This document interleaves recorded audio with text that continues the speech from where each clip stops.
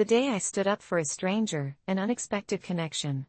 It was an ordinary Tuesday, or so I thought. I was just running errands, getting my weekly groceries, when I walked into the store like any other day. It was busy, like it always is, with the usual hum of activity, people grabbing produce, kids running down the aisles, and the soft sound of carts rolling over the linoleum floors. I had a mental list in my head of what I needed, but nothing unusual was happening, at least not until I reached the frozen food section. That's when I saw her. She was standing there, in front of the freezer, staring blankly at the rows of frozen meals. She looked out of place, like someone who was just trying to get through the motions, but there was something about her that caught my attention. She had dark circles under her eyes, and her clothes were a little disheveled, like she'd been wearing them for longer than she should have. I didn't think much of it at first. I was just grabbing my frozen vegetables when I heard a man's voice behind me. "You gonna buy anything today or just stand there looking useless?" I turned around to see a man, late 30s, maybe 40, standing behind her, glaring at her with a smug look on his face. I didn't even register what was happening at first. I assumed he knew her, maybe they were having an argument, but when I saw the woman flinch, something inside me snapped. He was towering over her, his words dripping with sarcasm, and she was just standing there, frozen. I could see the discomfort in her eyes. She wasn't responding, just standing there, looking like she wanted to disappear. My heart began to race. I've never been the confrontational type. I tend to avoid conflict, always minding my own business, staying out of drama. But in that moment, I couldn't just stand by and let this man bully her. I don't know what came over me, but I found myself walking toward them. "Excuse me, is there a problem here?" I said, my voice a little shaky but firm. The man turned to look at me, his smug expression faltering for a second. "Who the hell are you?" He sneered, clearly annoyed that someone was interrupting his little power play. "Just mind your business, all right?" I felt my palms start to sweat, but I stood my ground. "She's not bothering anyone," I said, my voice steadier now. "So maybe you should just leave her alone." The man scoffed, rolling his eyes. "What are you gonna do about it, huh? You some kind of hero?" He took a step closer, and I could feel the tension in the air, like something was about to snap. I wasn't sure what I was doing, but I wasn't backing down. I didn't want to escalate things, but I also didn't want to back down. The woman hadn't said a word, but I could see her hands shaking by her sides. It was like she was stuck in some invisible cage, unable to move or speak. The man took another step closer, his eyes narrowing.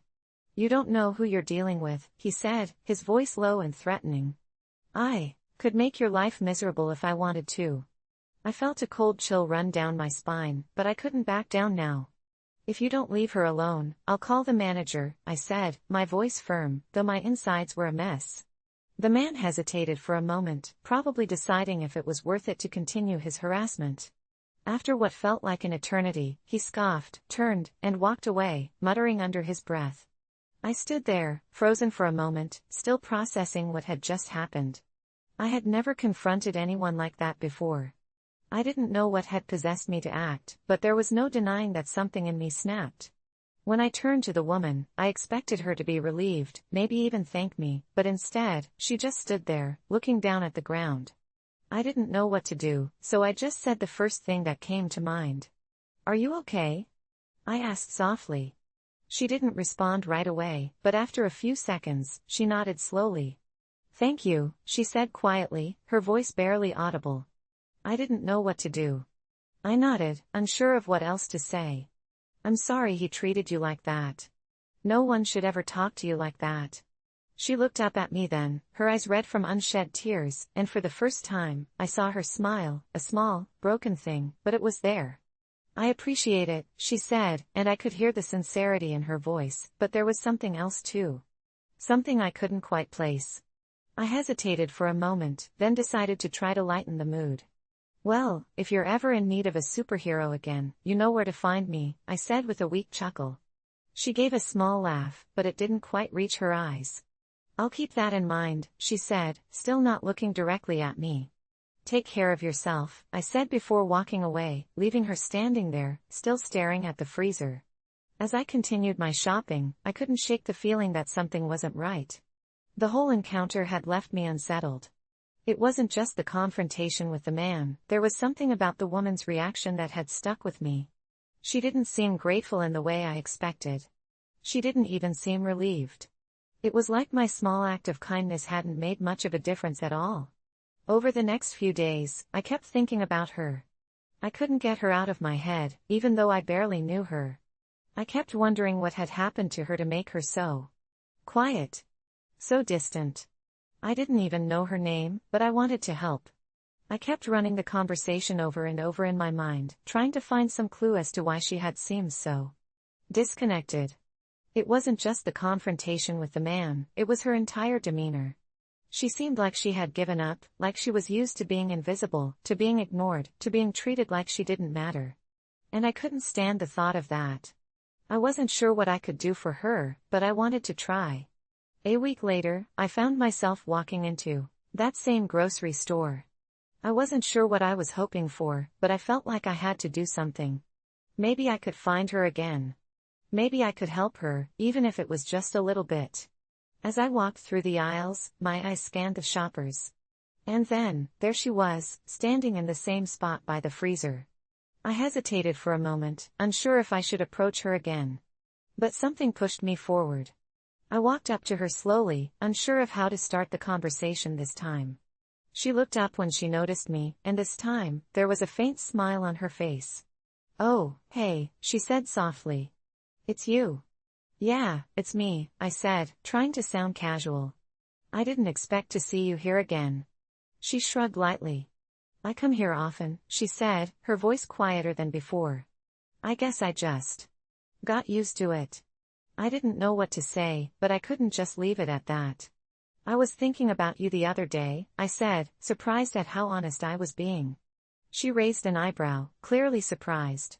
"Why?" she asked, her tone curious but guarded. "I don't know," I said. I felt like you weren't really okay the other day. And I wanted to make sure you were all right." She paused for a moment, her expression unreadable, then sighed. "I appreciate that," she said. "But I don't really think you can help me." I was taken aback. "Why not?" I asked, genuinely confused. She looked at me for a moment, her eyes soft but distant. "Because I'm not the person you think I am," she said quietly. I didn't know what she meant, but I felt a lump form in my throat. "What do you mean?" I asked, my heart racing. "You'll understand when the time comes," she said, her voice almost too quiet to hear. "But for now, just know. I'm grateful for what you did. I just don't think I'm someone who can be saved." And with that, she turned and walked away, leaving me standing there, feeling like I had just caught a glimpse of something deeper, something darker. I don't know what's going on with her, but I can't shake the feeling that she's not just some random stranger in need of help. There's something more to her story, something hidden, and I don't know if I'll ever understand what it is. But I do know one thing: I'll never forget the day I stood up for a stranger. It changed me. It made me realize that sometimes, even the smallest act of kindness can lead to an unexpected connection, and that connection might be more than we bargained for. How I faced my fears during a scary trip. How I faced my fears during a scary trip. I had always been the kind of person who avoided anything remotely terrifying. Heights? Nope. Spiders? Hard pass. And don't even get me started on the dark. I'm still the person who sleeps with a nightlight. So when my friends proposed a camping trip to a supposedly haunted forest that lay deep in the heart of the mountains, my immediate reaction was to back out. But after some serious peer pressure and a little too much pride to admit I was afraid, I reluctantly agreed. I told myself it was just one night, and I could handle one night. Little did I know, that one night would completely change my perception of fear and, in many ways, myself. The drive up to the forest was an experience in itself. As we wound our way up the narrow mountain road, thick trees loomed over us on both sides, creating a canopy so dense it almost felt like nightfall despite it being the day. The sky grew cloudy, and soon rain started to pour, drumming on the car roof as if warning us to turn back. We finally reached the entrance to the trail, and as soon as I stepped out of the car, a chill ran through me. I brushed it off, though, blaming it on the cold rain and the lack of sleep from the restless night before. My friends, meanwhile, seemed totally unfazed as they laughed and joked, their voices echoing in the quiet, eerie forest. Armed with backpacks and flashlights, we started the hike to our campsite, a spot nestled near the edge of a small lake a few miles into the woods. As we walked, the forest seemed to close in around us, every snap of a twig or rustle of leaves causing my heart to pound a little faster. My friends were too busy talking to notice the sounds, but I felt like we were being watched. Maybe it was just my paranoia kicking in, or maybe something really was out there. When we finally reached the campsite, the rain had stopped, and fog began rolling over the lake, adding an even spookier vibe. We set up our tents, gathered firewood, and, as darkness fell, settled around the campfire with mugs of hot chocolate. That's when one of my friends, Kyle, suggested we tell scary stories. I inwardly groaned, knowing this would only make my already fragile nerves worse, but everyone seemed into it, so I went along with it. Kyle kicked things off with a creepy local legend about the forest, a story I wish I had never heard. According to him, years ago, a group of people disappeared in these woods under strange circumstances. They were supposedly part of some cult, performing strange rituals near the lake before they vanished without a trace. Some believe their spirits still wander, looking for new souls to join them. My friends laughed it off, but I couldn't shake the image of shadowy figures lurking in the fog, watching us. By the time we'd all told a story, the fire was dying down, and exhaustion began to creep in. We decided to turn in, each of us retreating to our own tent. As I lay there, trying to ignore the sounds outside, the faint crackle of leaves, the occasional drip of water from the trees, I couldn't shake the feeling of unease. My rational side told me it was just the forest settling, animals scurrying around, but my imagination conjured up images of ghostly figures, just like in Kyle's story, standing outside my tent. I lay there in silence, every nerve on edge, until I finally drifted into a restless sleep. But then, in the middle of the night, I was jolted awake by a sound. At first, I thought I'd imagined it, but then I heard it again, a low, guttural whisper, just outside my tent. My heart nearly stopped. I lay there, frozen, straining to hear more, when suddenly, a shadow passed across my tent, barely illuminated by the faint moonlight. I wanted to call out to my friends, but fear clamped my throat shut. I was terrified, more terrified than I'd ever been in my life. All my instincts screamed at me to stay still, to wait it out, but something inside me snapped. I couldn't let fear control me any longer, not here, not now. Summoning every ounce of courage I had, I unzipped the tent and stepped outside, the cold air hitting me like a slap. I scanned the area, my flashlight casting beams through the thick fog. My friends' tents were silent and still.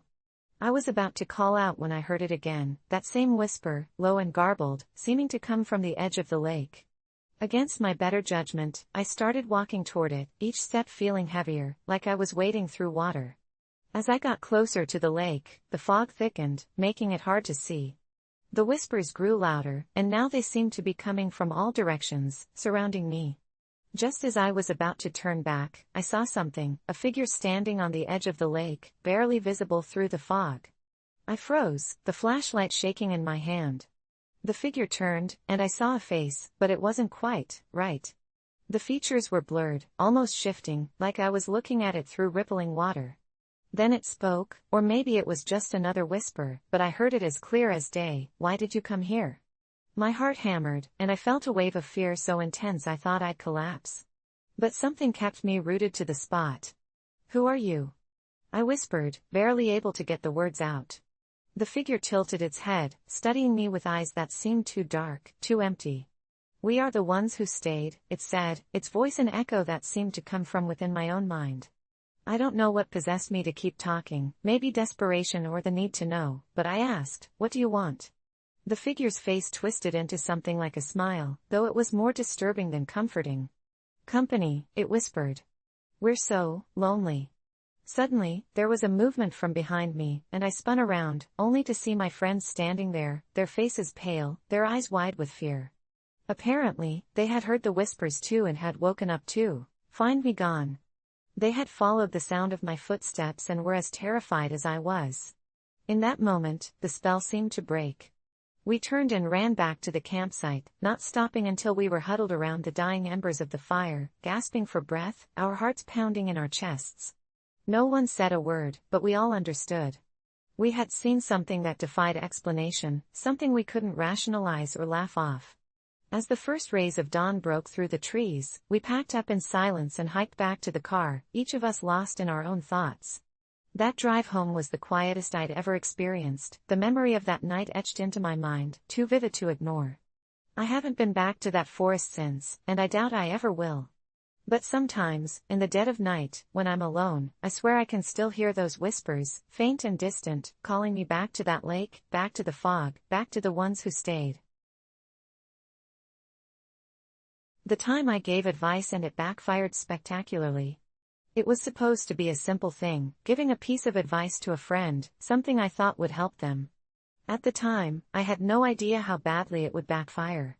It all started one Friday afternoon when I met up with my friend Mark at our usual spot, a coffee shop near our office. Mark had been struggling with his relationship for a while. He'd been dating Lisa for nearly a year, and things weren't going great. There was constant tension between them, and he couldn't seem to figure out why. It wasn't that they didn't love each other, it was more like they were two people who had drifted apart but couldn't let go. He had been asking for my advice for weeks, but I'd never been able to offer anything concrete. That day, however, something changed. He sat across from me, his hands wrapped tightly around his coffee cup, looking like a man on the edge. "I don't know what to do, man. I feel like every time I try to talk to Lisa, she shuts me down. I don't even know if I can keep doing this," he said, his voice a mixture of frustration and despair. I could see the desperation in his eyes, and for some reason, I felt compelled to offer him some words of wisdom. I wasn't an expert on relationships, but I'd had my fair share of ups and downs. "Look, man," I said, leaning in, "sometimes in relationships, you have to put yourself first. If you're feeling unhappy, if you're feeling like things aren't working, you need to communicate that. But you also need to take a step back and think about what you truly want. You've got to be honest with yourself and with her." I could see Mark nodding, taking in my words, and for a moment, I thought he was really starting to get it. He looked like he was relieved, like he had finally heard something that made sense to him. That's actually not a bad idea," he said, his face brightening up. "I think I'm going to do it. I'm going to tell her how I feel, and maybe we can work through it." I felt a surge of confidence in that moment. I thought I had helped him. I thought that maybe my advice would be the thing that turned things around for him. The next week, however, things took a drastic turn. I didn't hear from Mark for a few days, and when I finally did, it wasn't at all what I had expected. I got a text message from him that read, "Hey, we need to talk. It's about Lisa." My heart sank. I had no idea what had happened, but I feared the worst. I immediately called him, and after a few rings, he picked up. His voice sounded flat, almost defeated. "Hey, what's going on?" I asked, trying to keep my tone casual, though I could feel the anxiety creeping up. "Dude, it's bad. I took your advice. I sat Lisa down, told her exactly how I felt, told her I needed space, that things weren't working, and she just exploded," Mark said, his voice cracking. I sat there in stunned silence for a moment, trying to process what he was saying. "What do you mean, exploded?" I asked cautiously. "She just lost it. Started yelling at me, calling me selfish, saying I didn't care about her." I tried to stay calm, but the more I tried to explain, the worse it got. "She packed up her stuff and left. It's over, man. I don't know what to do." I could hear the pain in his voice, and I felt a lump form in my throat. I had no idea that my advice would have such a devastating impact. I had no idea that telling him to be honest about his feelings would lead to a breakup. "I didn't mean for this to happen," I said, my mind racing. "Maybe you should try talking to her again, explain that you didn't mean to hurt her." "I did." Mark interrupted, frustration creeping into his voice. "I've been calling her nonstop, trying to fix it, but she won't pick up. It's like I don't even exist to her anymore." I was speechless. I didn't know what to say. I felt responsible for the mess that had been made. What was supposed to be a simple piece of advice had spiraled into something far worse. I spent the next few days trying to help Mark fix things, but the situation didn't improve. Lisa wasn't answering his calls or texts, and he was left spiraling deeper into a pit of regret. I tried to console him, but the guilt weighed heavily on me. I had given him advice, and it had destroyed his relationship. In the days that followed, I couldn't stop thinking about what had happened. It felt like everything I had said was wrong, like I had made things worse instead of better. I tried to remind myself that Mark was the one who had ultimately made the decision to confront Lisa, but it didn't feel like that mattered. He was my friend, and I had failed him. Then, one day, a few weeks after the breakup, I received a message from Mark that caught me completely off guard. "Hey, I need to talk to you," the text read. My stomach dropped. Was he going to blame me for everything again? Was he angry with me? I called him immediately, and this time, when he answered, his voice was lighter, almost relieved. "What's going on?" I asked, still bracing myself for the worst.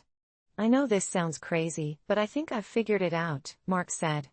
"I've been thinking a lot about what you said, about putting myself first and being honest with what I need.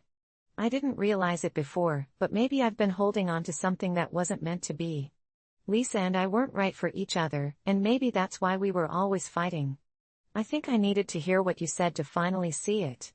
My heart skipped a beat. "So, what does that mean?" "It means I'm okay. I'm going to be fine. I've started focusing on myself, on what I want. I don't want to get back with Lisa, and I think that's the best thing for both of us," Mark said. "I just wanted to say thanks, man. Your advice. It helped me see the truth." I felt a weight lift off my shoulders. For a moment, I was relieved, but then, the full scope of it hit me. The advice I had given had set off a chain of events that, at first, seemed catastrophic, but in the end, it had helped Mark come to terms with the reality of his relationship. It wasn't the way I had imagined it would go, but maybe, just maybe, it was what he needed to hear. Still, I couldn't shake the feeling that I had almost ruined his life with a simple piece of advice. It had backfired spectacularly, just not in the way I had expected. I learned a valuable lesson that day. Sometimes, the right advice isn't about offering solutions, it's about giving someone the space to find their own. In the end, I guess I had played a part in his growth. But it will forever be a reminder that giving advice is a double-edged sword. When my neighbor's secret came to light, a shocking revelation. It all started on a quiet Saturday morning, the kind where the world seems to slow down just enough to give you a moment of peace. The sun had barely risen, casting a soft glow across my neighborhood, and I was out on my porch, sipping my coffee and enjoying the stillness. My neighbor, Mr. Anderson, was out too, tending to his garden like he did every weekend. I had lived next door to him for years, and he had always been a quiet, reserved man, someone who kept to himself but was polite when we did speak. He was in his late 60s, with a neat beard and glasses that made him look like the kind of person you'd find lost in a book. He was the kind of neighbor you didn't think twice about, the type you saw occasionally when you passed by but never really got to know. To be honest, I never gave him much thought until that morning. I don't know why, but there was something about him that day that seemed off. As I sat on my porch, I noticed that he was moving in a way that seemed a little too hurried, like he was trying to hide something. Normally, he took his time with his plants, adjusting the soil, making sure everything was in its place, but today he was acting strangely, glancing over his shoulder, quick movements, like he was trying to avoid being seen. I couldn't help but watch him for a few minutes, trying to figure out what was going on. He wasn't even looking at his garden anymore. He was more focused on something near the back of his house, a small shed that I had never really paid attention to before. It was tucked away at the corner of his property, hidden by overgrown bushes, but that morning, it stood out like a shadow in the light. He seemed to be watching it, waiting for something, and that's when I saw it, a car pull up to his driveway. I wasn't expecting visitors. The car was black, sleek, and unfamiliar. It parked at the end of his driveway, and out stepped a woman. She was tall, with dark hair, and she walked towards the back of his house with purpose. I didn't think much of it at first, but then I saw Mr. Anderson's reaction. His eyes went wide when he saw her. He immediately stood up straight and looked around nervously, like he didn't want anyone to see her. I should have looked away, pretended I didn't notice, but something about the situation felt wrong. The woman knocked on the back door of the shed, and after a few seconds, Mr. Anderson opened it just enough to let her inside. They spoke briefly, and then the door shut behind them. I could still see Mr. Anderson's figure through a small crack in the shed's window. His posture was tense, almost as if he was trying to keep something hidden from the outside world. I had never seen him act this way, and it made me feel uneasy. I tried to shake it off, thinking maybe it was just a coincidence, but something inside me told me that this wasn't normal. After about an hour, the woman left. She didn't say anything to Mr. Anderson as she walked back to her car. She just got in, drove off, and disappeared down the road. Mr. Anderson stayed in the shed for a while longer, then finally came out and began cleaning up his garden as if nothing had happened. I couldn't stop thinking about it. What was going on in that shed? Why did he act so paranoid when the woman showed up? I decided to let it go for the day, but my curiosity gnawed at me. The next few days were quiet, but I couldn't shake the feeling that something wasn't right. Every time I saw Mr. Anderson in his garden, I noticed how he would glance over his shoulder, as if expecting someone to show up again. It was strange, like he was waiting for a call, or maybe trying to avoid being seen. One evening, I was walking my dog around the neighborhood when I noticed something strange. The shed door was slightly ajar. The overgrown bushes had been trimmed back, and I could clearly see inside. Without thinking, I walked closer, my heart pounding in my chest. I was taking a huge risk. Mr. Anderson would never forgive me if he caught me snooping, but I couldn't help it. My feet moved on their own, and I found myself standing in front of the shed, looking inside. What I saw made my blood run cold. It wasn't just a shed. There was a table in the center, covered in what looked like maps, papers, and old photographs. They were spread out in a haphazard way, as if someone had been working on them in a rush. There were other objects too, strange tools I didn't recognize, and a locked chest sitting in the corner. But the most disturbing thing was the wall behind the table. There were large pieces of paper pinned to it, all marked with dates, names, and locations. Some of the names were crossed out, but others were highlighted in bright red, like someone was keeping track of people. I stepped back in shock, my heart racing. What was this? Was Mr. Anderson involved in something illegal? Something dangerous? I couldn't make sense of it. I had to know more, but I knew I couldn't go any further without risking being caught. I quickly left the area, my mind racing. I spent the rest of the night trying to piece together what I had seen, but nothing made sense. The next day, I decided to do some research. I went online, trying to dig up anything I could about Mr. Anderson.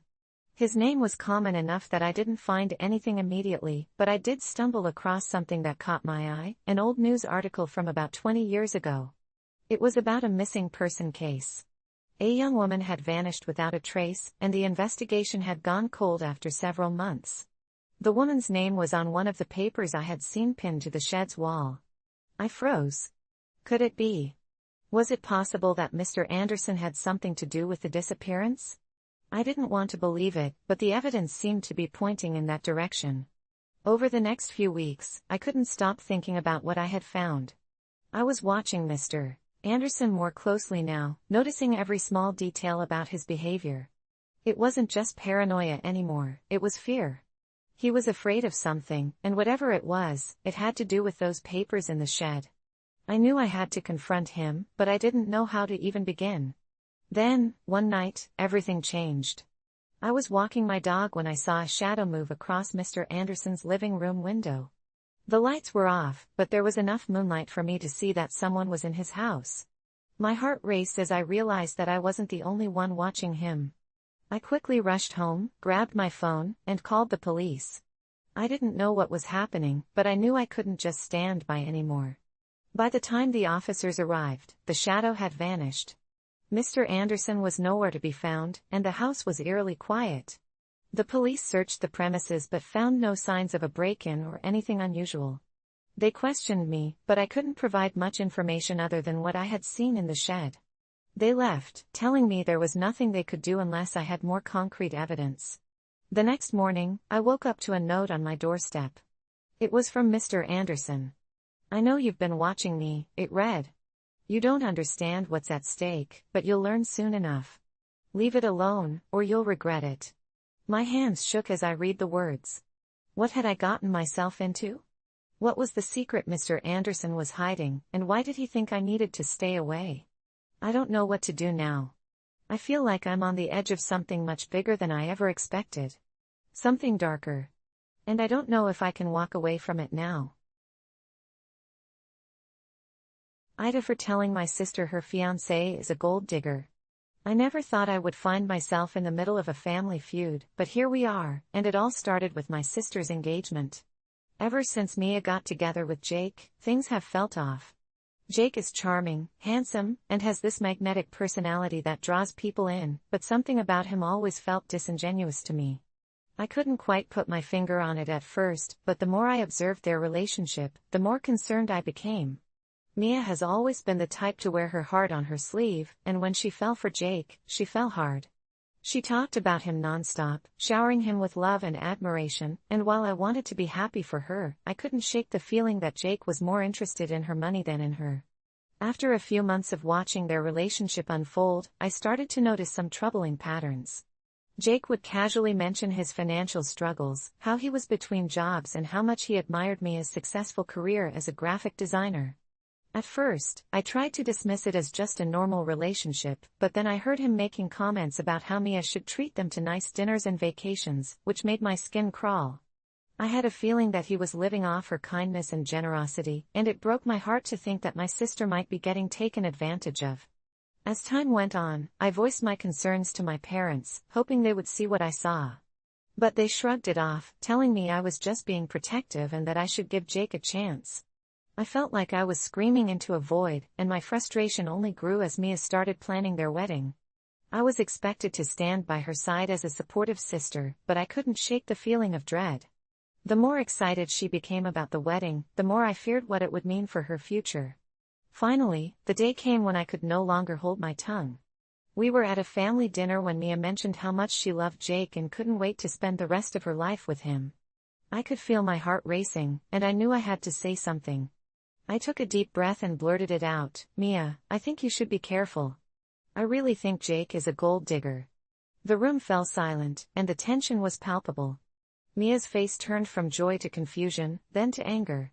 "What are you talking about? How can you say that about him?" she yelled, her voice rising with each word. My heart sank as I realized I had opened a Pandora's box. "I'm just looking out for you. He's always talking about money and never seems to be contributing anything. Can't you see that?" I replied, desperation creeping into my voice.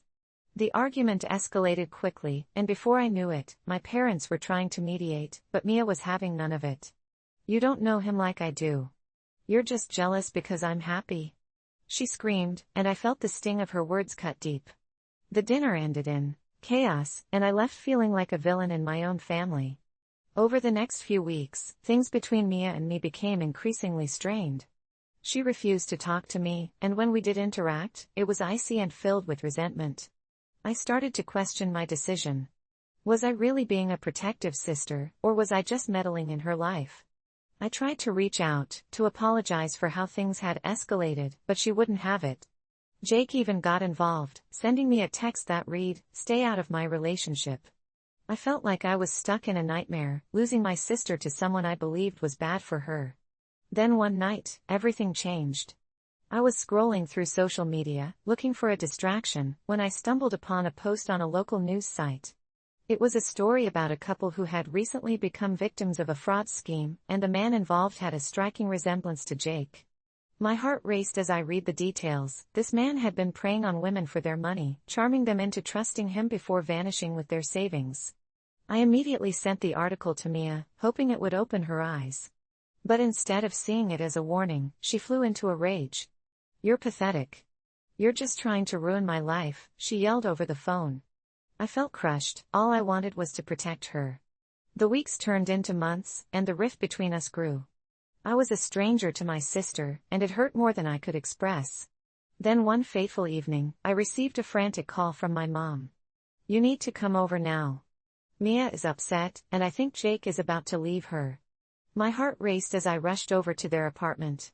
When I arrived, I found Mia sitting on the floor, tears streaming down her face. Jake was pacing around the room, clearly agitated. "I don't want to do this anymore," he yelled, throwing his hands in the air. "You're just not the person I thought you were." I felt a flicker of hope, thinking maybe she would see the truth about him, but as I approached, I could see Mia was more hurt than ever. "What are you talking about? I thought we were happy," she cried, and I could feel the weight of the world pressing down on her. Jake turned to me, his expression a mix of anger and disdain. "You're the one who's caused all this. You poisoned her mind against me." It felt surreal, like I was watching a train wreck in slow motion. I opened my mouth to defend myself, but Mia cut me off. "You need to leave. I can't deal with this right now." My heart shattered as I stepped back, feeling utterly defeated. Jake stormed out, leaving Mia sobbing on the floor. I rushed to her side, wrapping my arms around her. "I'm so sorry, Mia. I just wanted to protect you," I whispered, my heart aching for her pain. She pulled away, her eyes filled with hurt and confusion. "I don't know who to believe anymore," she said, her voice trembling. In that moment, I realized that no matter how much I wanted to help, I couldn't force her to see the truth. It was her life, her choice, and all I could do was be there for her, no matter the cost. As we sat there together, I made a silent promise to myself. I would support her, but I would never stop looking out for her. It wasn't about being right, it was about being there for her when she needed me most. In the days that followed, things began to shift. Mia took time to reevaluate her relationship with Jake, and slowly, the walls between us started to come down. I realized that being a protective sister didn't mean I had to control her choices, it meant being there to catch her when she fell. Sometimes, love meant letting go and trusting someone to find their way. Even if it hurt, I knew I would always be there for her, no matter what. The truth about my best friend's mysterious behavior. The truth about my best friend's mysterious behavior started as a small worry in the back of my mind, a tickle of concern that I could almost ignore, but by the time it really came to the surface, it had twisted itself into something bigger, something I couldn't shake off no matter how hard I tried. My best friend, Alex, had always been a little quirky, but that was part of what I loved about him. He was the kind of person who could make anyone laugh at the drop of a hat, the guy who showed up at your door with pizza when you were having a bad day, and the friend who would drive across town at 2 in the morning if you needed someone to talk to. But a few months ago, something in him changed. It started small. He'd cancel plans out of nowhere, his usually warm texts growing short and curt. At first, I brushed it off, assuming he was just busy with work or stressed about something he wasn't ready to talk about. But then he started disappearing for days on end, ignoring my messages and phone calls, and when he did finally resurface, he looked different. Gaunt, tired, like he hadn't slept in days. He'd shrug it off with a weak smile, claiming he'd just been caught up in things, but there was a strange look in his eyes, something hollow that didn't belong to the Alex I knew. One night, when he finally agreed to meet up, I decided to confront him. He looked worse than ever, dark circles under his eyes, his usually well-groomed appearance replaced by a scruffy, unkempt look, and I could tell he was nervous, his eyes darting around the room like he was afraid someone would overhear us. I asked him point-blank what was going on, if he was in some kind of trouble, but he just laughed it off, saying I was being paranoid. But then he leaned forward and whispered, "I can't tell you, okay? It's not safe for either of us." That should have been my cue to leave it alone, to respect his privacy, but I couldn't let it go. I started noticing strange things after that, things I might have dismissed before, but now they all felt connected. I'd see him wandering around at odd hours, his movements stiff and mechanical, like he was being controlled by something else. Once, I even caught him standing in front of my apartment building at 3 in the morning, just staring up at my window with a blank, unseeing expression on his face. When I confronted him about it the next day, he acted like he had no memory of it, shrugging it off with an awkward laugh. Then I started getting these weird messages, anonymous texts that felt like warnings, telling me to stay away from him and that I didn't know what I was getting into. But I couldn't stay away, couldn't shake the feeling that something was deeply, horribly wrong with my friend, and that whatever he was mixed up in was darker than anything I could imagine. The breaking point came when I got a call from Alex's mom. She told me he'd been acting strange at home too, that he'd lock himself in his room for days on end, only coming out to grab food in the middle of the night. She was terrified, saying she'd caught him talking to himself in his room, arguing with someone who wasn't there. Desperate for answers, I decided to follow him one night, trailing him to an abandoned building on the outskirts of town. I watched as he slipped inside, his movements jerky and unnatural, like he was fighting against something unseen. I waited for what felt like hours before he finally emerged, his eyes blank and his face expressionless. But then he saw me. His face twisted in horror, and he grabbed me, his grip vice-like as he whispered, "You shouldn't be here. They're watching. He wouldn't tell me who they were, only that they had control over him, that he was bound to them in ways I couldn't understand. That night, he begged me to leave him alone, to pretend we'd never met, and though every instinct in me screamed to help him, I could see the desperation in his eyes. It was like he knew there was no way out, like he'd already accepted his fate. I left him there, feeling sick with guilt, but I couldn't bring myself to forget him, not when every corner of my apartment seemed to hold reminders of our friendship, of the person he used to be. Days turned into weeks, and I didn't see him, didn't hear from him, and I started to wonder if maybe he'd found a way to escape. But then, one night, I woke up to find him standing at the foot of my bed, his face pale and his eyes empty, like he was barely human anymore. He reached out to me, his voice barely a whisper as he said, "They're here. They're coming for you too." And then he was gone, disappearing into the darkness before I could even scream. I haven't seen him since, but sometimes, late at night, I hear footsteps outside my door, feel eyes watching me from the shadows, and I know that whatever had him hasn't forgotten about me. I can't sleep anymore, can't shake the feeling that one day, I'll wake up with that same empty look in my eyes, that I'll become just another puppet for whatever dark force claimed my best friend. I tried to warn people, tried to tell his family, his friends, but they all looked at me like I was crazy, like I'd finally cracked under the pressure. But I know the truth. I know they're out there, watching, waiting, and I can feel them getting closer every day. I regret ignoring my gut feeling, a life-altering mistake. I regret ignoring my gut feeling, a life-altering mistake. It was an ordinary Tuesday afternoon when everything changed, but the truth is, it all began with a feeling I couldn't shake. The morning had started like any other, sunlight spilling through my curtains, the aroma of freshly brewed coffee wafting through the kitchen, and the usual chaos of getting ready for work. But beneath the normalcy, there was something gnawing at me, a heaviness in the pit of my stomach that I couldn't quite explain. It was the kind of unease that makes your skin prickle and your heart race without reason, but I brushed it off as nothing more than leftover anxiety from a stressful week. As I drove to work, the feeling only intensified. I found myself checking my rearview mirror obsessively, half expecting to see a shadowy figure following me.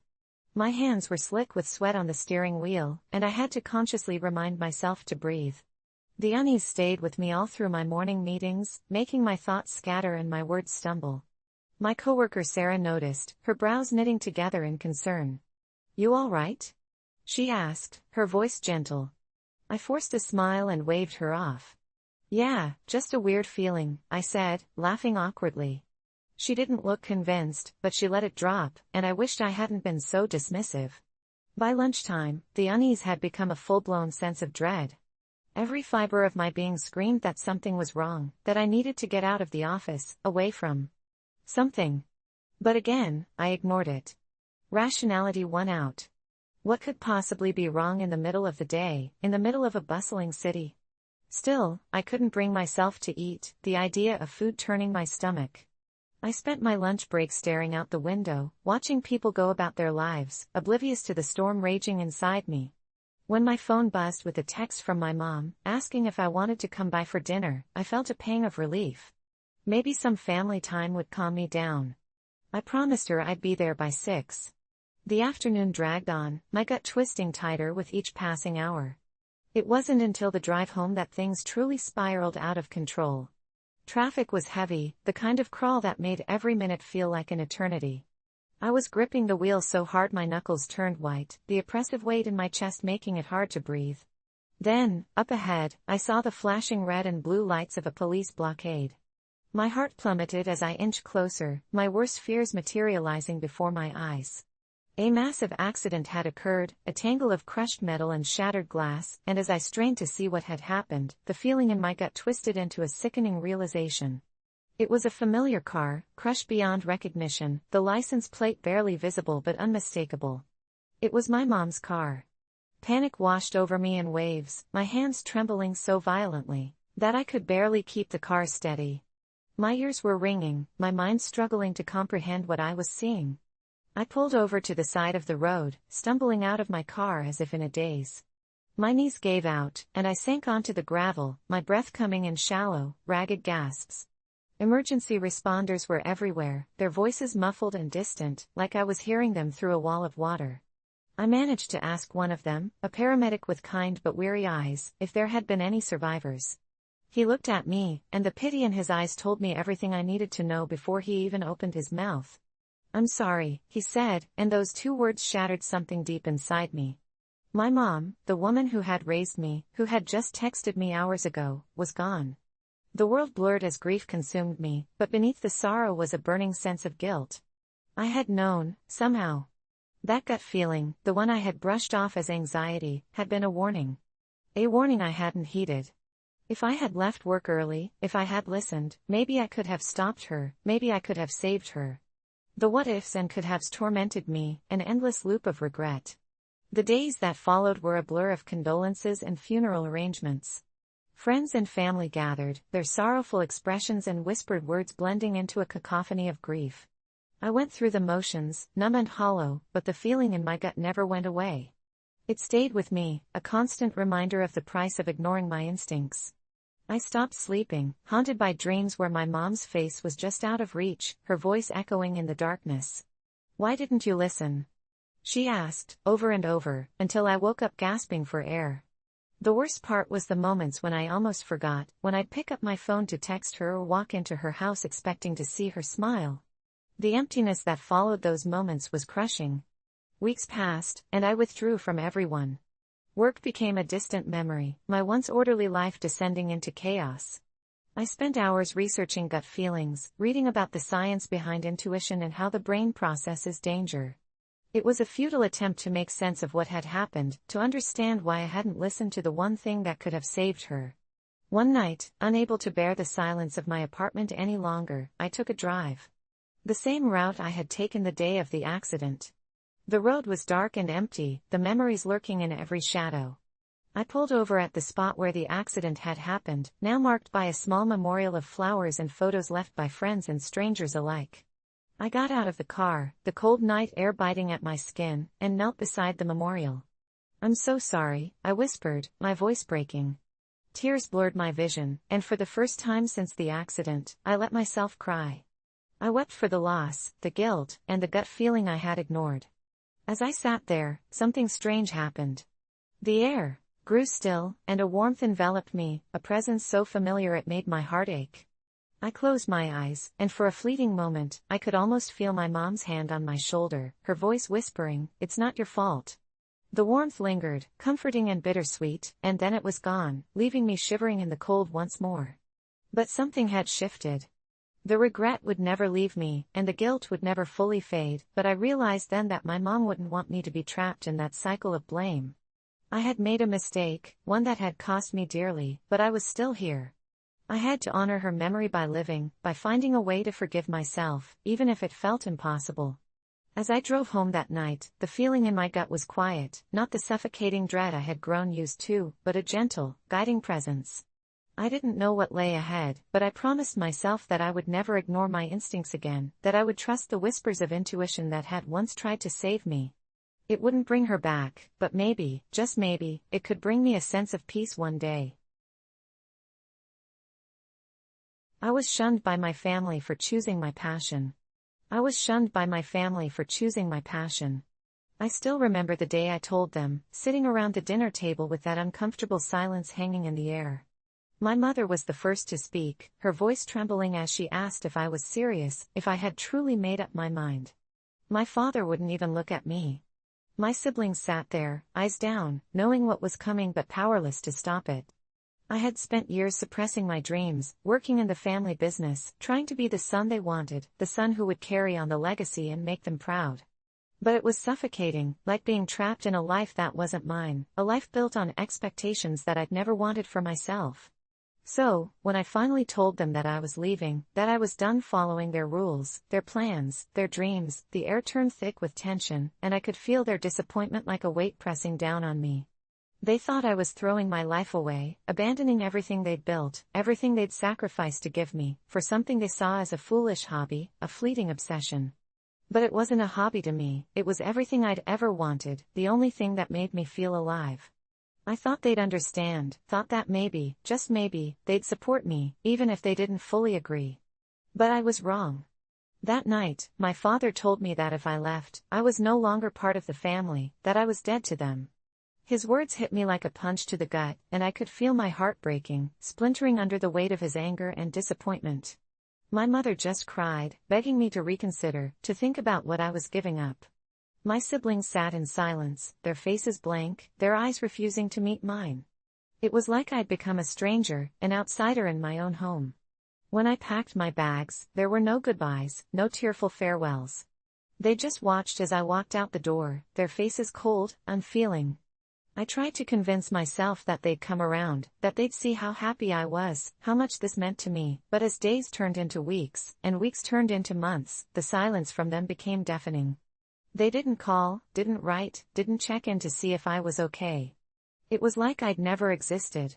I threw myself into my passion, working day and night, determined to prove them wrong, to show them that this wasn't a phase, that this was what I was meant to do. But no matter how much success I found, no matter how many milestones I reached, there was always this emptiness, this ache that reminded me of what I'd lost, of the family I'd left behind. I'd see them sometimes, in passing, walking down the street or at the grocery store, but they'd look right through me, like I was a ghost, a shadow of someone they used to know.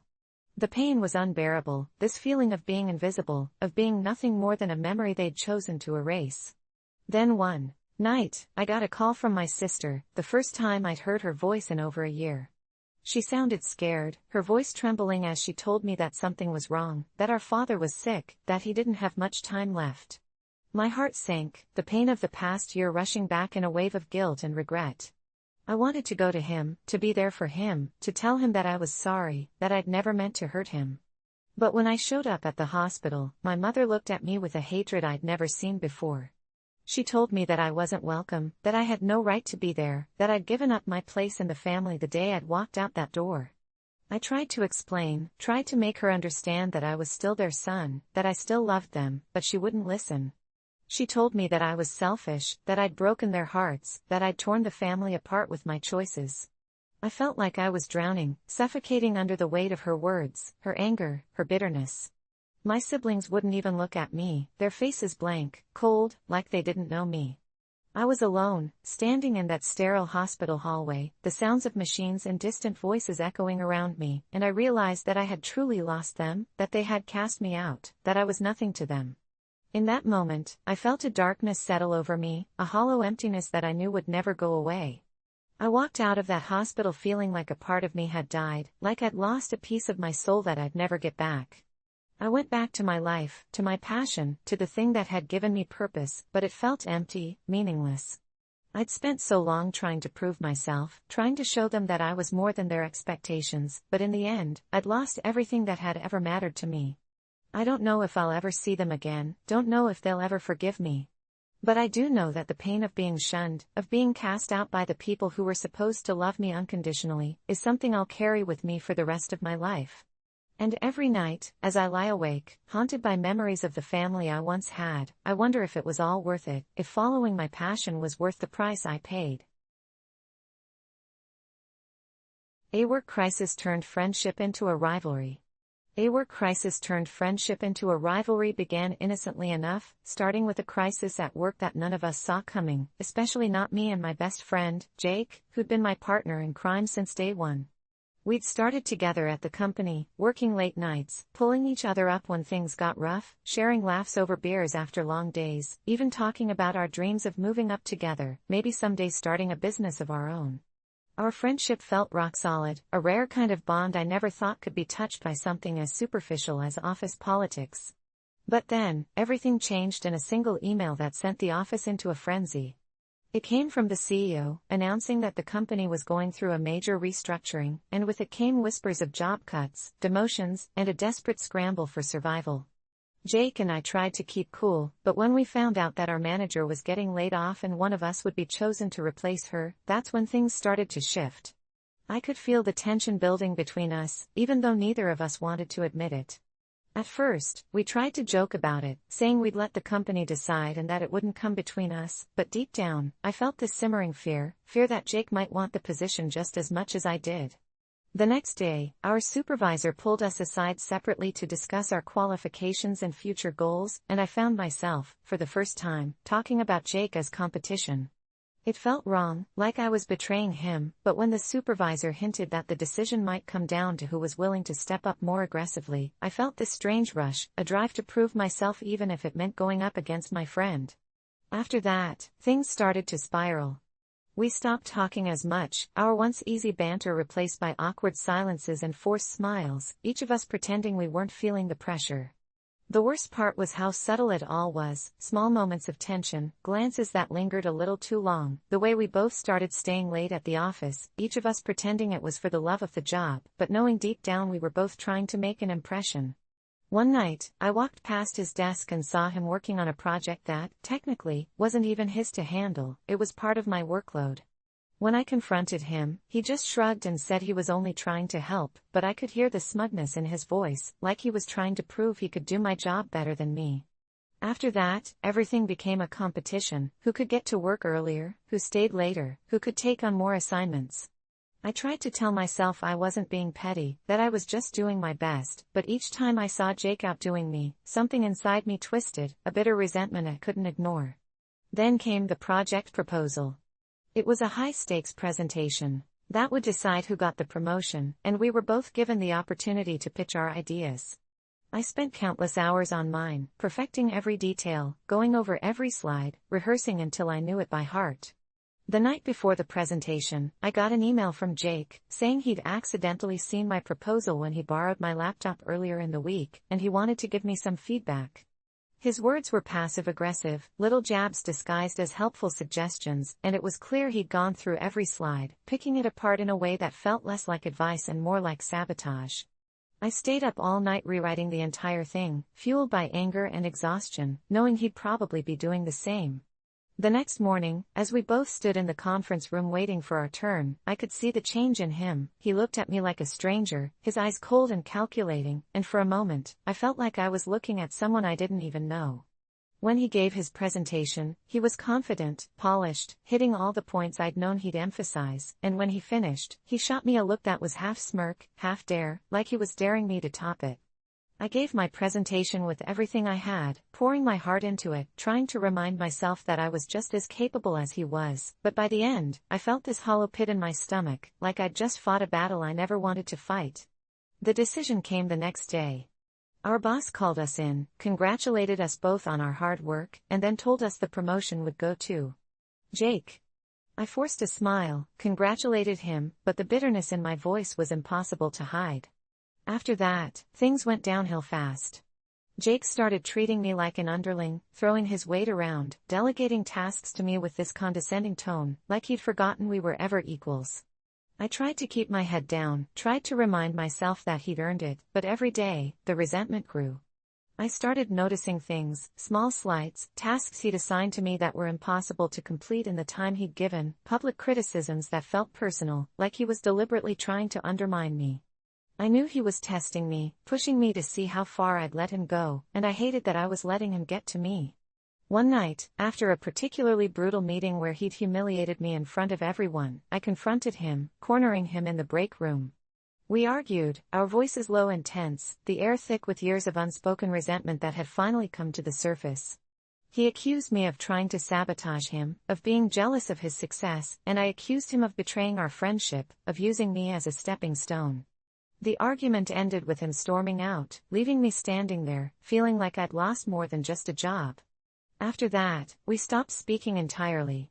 He became my boss in every sense, treating me like any other employee. Our friendship reduced to bitter glances and cold silences. I'd hear people talking about him, praising his leadership, and each compliment felt like a slap in the face. I thought about quitting, about leaving and starting fresh, but a part of me refused to let him win, refused to give up the job I'd worked so hard for. Eventually, I realized the person I once called my best friend was gone, replaced by someone who cared more about power and status than loyalty and trust. I'd learned a hard lesson about the cost of ambition, about how easily friendship can turn into rivalry, and as I sat at my desk, staring at the empty space where Jake used to sit, I couldn't help but wonder if I'd ever be able to trust anyone at work again. Caught between two friends, my toughest decision yet. Caught between two friends, my toughest decision yet. The night it all came to a boiling point was colder than I expected, with a crisp wind that seemed to cut through every layer I had on, but it was the tension between my two best friends, Megan and Jason, that truly sent shivers down my spine. It started innocently enough, like any normal evening out at our favorite spot, a cozy bar nestled in the heart of downtown. We had laughed, shared stories, and played a few rounds of pool. Megan, with her radiant smile and infectious laugh, had been recounting a ridiculous anecdote about a vacation mishap, while Jason, typically the calm and grounded one of our trio, chuckled and added his witty remarks. It had always been the three of us against the world, a tight-knit circle that nothing could ever seem to break. Or so I thought. But friendships, I've learned, have a way of revealing their cracks when you least expect it. That night, those cracks split wide open, and I was pulled right into the abyss. The first hint of trouble surfaced when Megan leaned in closer, her voice dropping to a hushed tone. "Hey," she whispered, her eyes glistening with a mixture of excitement and apprehension, "I have to tell you something, but you have to promise you won't freak out." Instinctively, I braced myself. Megan's secrets were usually harmless, the kind you laughed about later, but something about her tone made my stomach clench. I nodded, my heart picking up its pace. "I think I'm in love with Jason," she confessed, and the world seemed to tilt sideways for a moment. I blinked, processing her words. Megan. In love with Jason. Sure, we'd all been friends since college, but I had never imagined something deeper simmering beneath their playful banter. I struggled to find the right words, feeling a strange mix of shock and curiosity. "Are you serious?" I managed to sputter. Her face softened, and she nodded, looking both relieved and terrified. "I haven't told him yet. I don't even know if he feels the same way," she continued, a nervous energy rolling off her in waves. I was about to respond when Jason returned from the bar, 2 beers in hand, completely oblivious to the bomb Megan had just dropped. He handed me a beer and flashed one of his easygoing smiles. "What did I miss?" he asked. I forced a smile, trying to keep my swirling thoughts from showing on my face. "Nothing much," I replied, taking a sip of my drink, though the taste now felt bitter. The rest of the evening passed in a blur of forced laughter and fragmented conversations. I couldn't shake Megan's confession, and it seemed like a ticking time bomb threatening to blow apart everything we had built together. Yet that wasn't the end of the night's surprises. As we walked back to our cars, the streetlights casting long, wavering shadows, Jason pulled me aside. "Hey," he began, his voice low and urgent. His usual easygoing demeanor had vanished, replaced with something heavy and conflicted. "I've been meaning to talk to you." My chest tightened. 2 confessions in one night felt like more than I was ready for. "Sure, what's up?" I asked, trying to sound casual despite the dread pooling in my gut. Jason ran a hand through his hair, a nervous habit he'd had since our college days. I think I might have feelings for Megan," he admitted, his voice raw and sincere. "But I don't want to ruin what we have. The 3 of us, you know? It's been weighing on me for weeks." My mind reeled. The irony, the sheer cosmic joke of it all, almost made me laugh. Megan was in love with Jason. Jason had feelings for Megan. And here I was, caught in the middle of a tangled mess that had the potential to shatter everything. My instinct was to come clean, to tell Jason about Megan's confession, but something held me back. I found myself grappling with an impossible choice, to risk exposing the truth and possibly ruining our friendship, or to keep their secrets, letting the tension fester and hoping it didn't implode on its own. I left that night feeling like I'd been tasked with defusing a bomb, and I had no idea which wire to cut. Sleep was elusive, and I spent hours staring at the ceiling, replaying every interaction between the 3 of us, searching for signs I might have missed. By morning, I was no closer to a solution, but the weight of the situation pressed down on me, suffocating and unrelenting. Over the next few days, things only grew more complicated. Megan began dropping hints about her feelings, her eyes lighting up whenever Jason entered the room. Jason, in turn, grew more awkward around her, his usually smooth jokes coming out stilted and forced. I became a reluctant observer to this excruciating dance, torn between loyalty and the crushing sense of inevitability. One evening, after a particularly strained game night, Megan cornered me in my apartment. "Have you noticed anything weird about Jason?"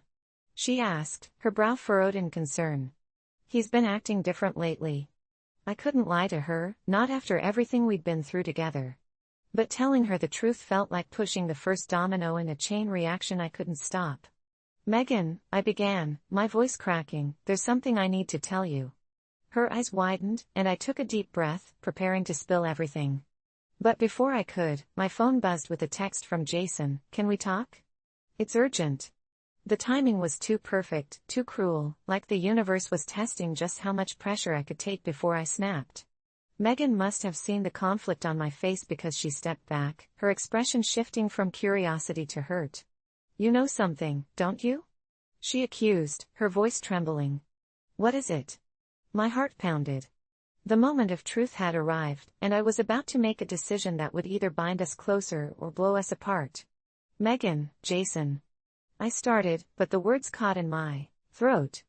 My phone buzzed again, and in a split-second decision, I showed her the screen. She read the message, and something in her face hardened. "Fine," she whispered. "Go talk to him." The devastation in her eyes gutted me, but I knew I couldn't avoid this any longer. I found Jason waiting for me at our old spot by the river, where we'd once spent countless evenings unwinding from the stresses of college life. He looked as conflicted as I felt, his hands jammed into his jacket pockets. "Thanks for coming," he said, his voice thick with anxiety. "I've been losing sleep over this." I crossed my arms, the cold air biting at my skin. "Jason, Megan's in love with you," I blurted out, unable to carry the secret any longer.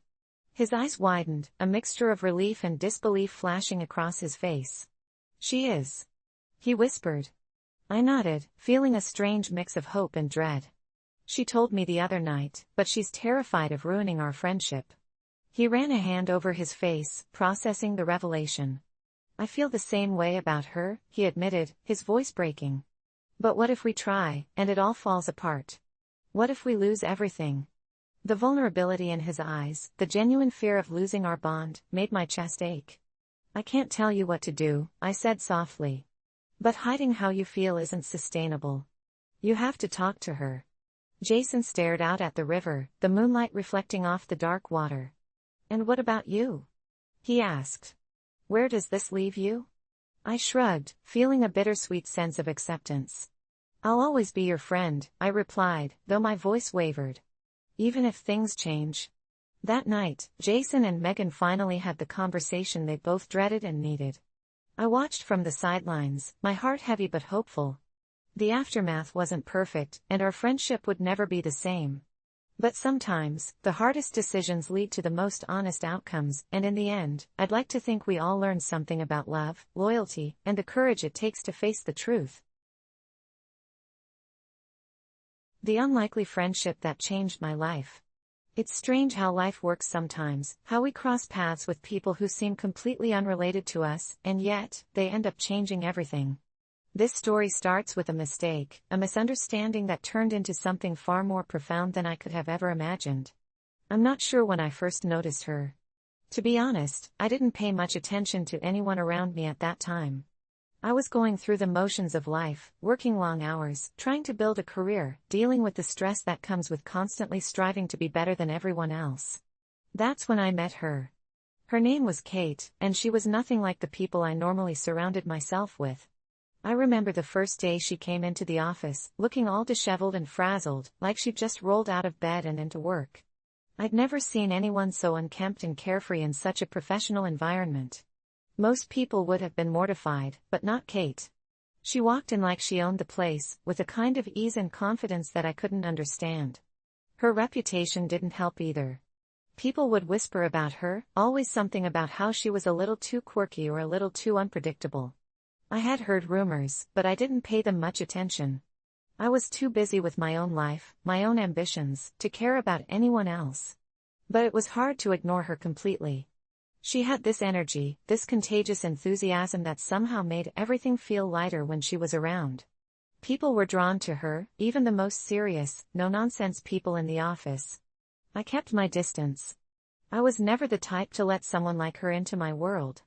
I had goals, things I needed to accomplish, and I didn't want anyone distracting me from that. Besides, I figured someone like Kate wouldn't even care about trying to be friends with someone like me. But then one day, she was assigned to work with me on a project. It wasn't anything major, just a collaboration between departments, but it was enough to force us to interact. At first, it was awkward. She was loud, outgoing, and way more disorganized than anyone I'd ever worked with. I was meticulous, focused on every detail, and I didn't have time for people who didn't take their work as seriously as I did. Yet, as much as I tried to keep things strictly professional, there was something about her that I couldn't quite shake. She didn't let the tension between us linger. She'd crack a joke when things felt too serious, or ask me how my day was going when I seemed particularly stressed. I hated it at first, hated how she'd invade my personal space with her light-hearted questions and her too loud laugh. I was used to keeping my thoughts to myself, not sharing them with anyone. But there she was, pushing me to open up in ways I wasn't prepared for. The turning point came about 2 weeks into the project. I had stayed late at the office, trying to get everything perfect for the upcoming presentation. It was exhausting, and I could feel myself burning out. Kate had left hours earlier, but I was still there, staring at my screen, trying to force my brain to keep working. Then she came back, out of nowhere, with a huge bag of takeout and 2 cups of coffee. She set everything down on my desk with a wide grin. "You look like you need a break," she said, sitting across from me. I tried to protest, tell her I didn't have time for a break, but she wouldn't hear it. Instead, we sat there, eating our food in silence for a while. And for the first time in weeks, I didn't feel like I was drowning. It wasn't a huge thing, not some grand gesture, but it was enough to make me realize that maybe there was more to life than just work, than just pushing forward without ever looking around. After that day, something shifted. Kate and I started talking more, laughing more, even spending some time together outside of work. She was different from anyone I had ever known, but in ways that started to make sense to me. She didn't have the same priorities I did, but she had something I was missing, a sense of balance. She wasn't obsessed with perfection, and she didn't hide behind her work like I did. She showed me what it was like to live in the moment, to not always be so worried about what's next. It wasn't all easy. There were moments when I felt out of my comfort zone, when I wanted to go back to the safe, predictable routine I had created for myself. But Kate didn't let me. She pushed me to try new things, even when I wasn't sure I could. She encouraged me to take a walk when I was overwhelmed, to leave work early on a Friday to grab drinks, to take a chance and go for something bigger than what I thought I deserved. We spent weekends exploring the city, visiting new spots, trying different things. There was a time we went to a comedy show, something I would have never done on my own, and I ended up laughing so hard I cried. She introduced me to people from all walks of life, people who didn't care about resumes or job titles, who just wanted to connect over something real. She taught me how to take risks, how to be vulnerable, how to be more than just a list of achievements. But the biggest change came when I finally let myself care about something outside of my career. I realized that I had been so focused on getting ahead that I had completely neglected the parts of me that made me happy, the parts that needed a break from the constant grind. Kate didn't just make me see that, she made me embrace it. The funny thing is, I still wasn't sure if I'd call her a best friend. She was more like a whirlwind, someone who kept my life from becoming too dull and predictable. And for once, I was okay with that. I wasn't trying to control everything anymore. I was learning to let go and enjoy life. I started making more time for myself, for my friends, for the things I loved. And I started to realize how much I had been missing, how much life had to offer outside of work and ambition. Kate changed my life, but not in the way I expected. She didn't give me some magical answer to all my problems. She didn't tell me how to be successful in the traditional sense. What she gave me was a different kind of success, a fuller, richer life, one that wasn't all about achievements, but about connection and joy. It wasn't always easy, and sometimes I still caught myself slipping back into old habits. But every time I did, I remembered what she taught me. I remembered that life doesn't have to be all about control and perfection. Sometimes, it's about letting go and enjoying the unexpected moments. I never thought I'd find someone like Kate, and I definitely never thought I'd become the person I am today because of her. But I'm glad I did. If you're reading this and you feel like your life is just a list of tasks to check off, maybe it's time to find your own Kate. Maybe it's time to let go of that constant need for control and see what happens when you embrace the unpredictable. Because sometimes, the most unlikely friendships are the ones that change everything. My family's reaction to my career choice, you won't believe it. My family's reaction to my career choice, you won't believe it. I never thought my career choice would lead to such a huge rift with my family, especially since I'd always been close to them. Growing up, there was this unspoken rule in our family that we'd follow respectable paths. My dad was a surgeon, my mom a successful lawyer, and even my older siblings took traditional routes. One became a banker, and the other a professor. So, when I first announced my decision to them, I didn't expect an easy conversation, but I didn't anticipate the intensity of their response either. I'd been in school for a few years, dutifully studying pre-med like they wanted, going through the motions even though I knew deep down it wasn't for me.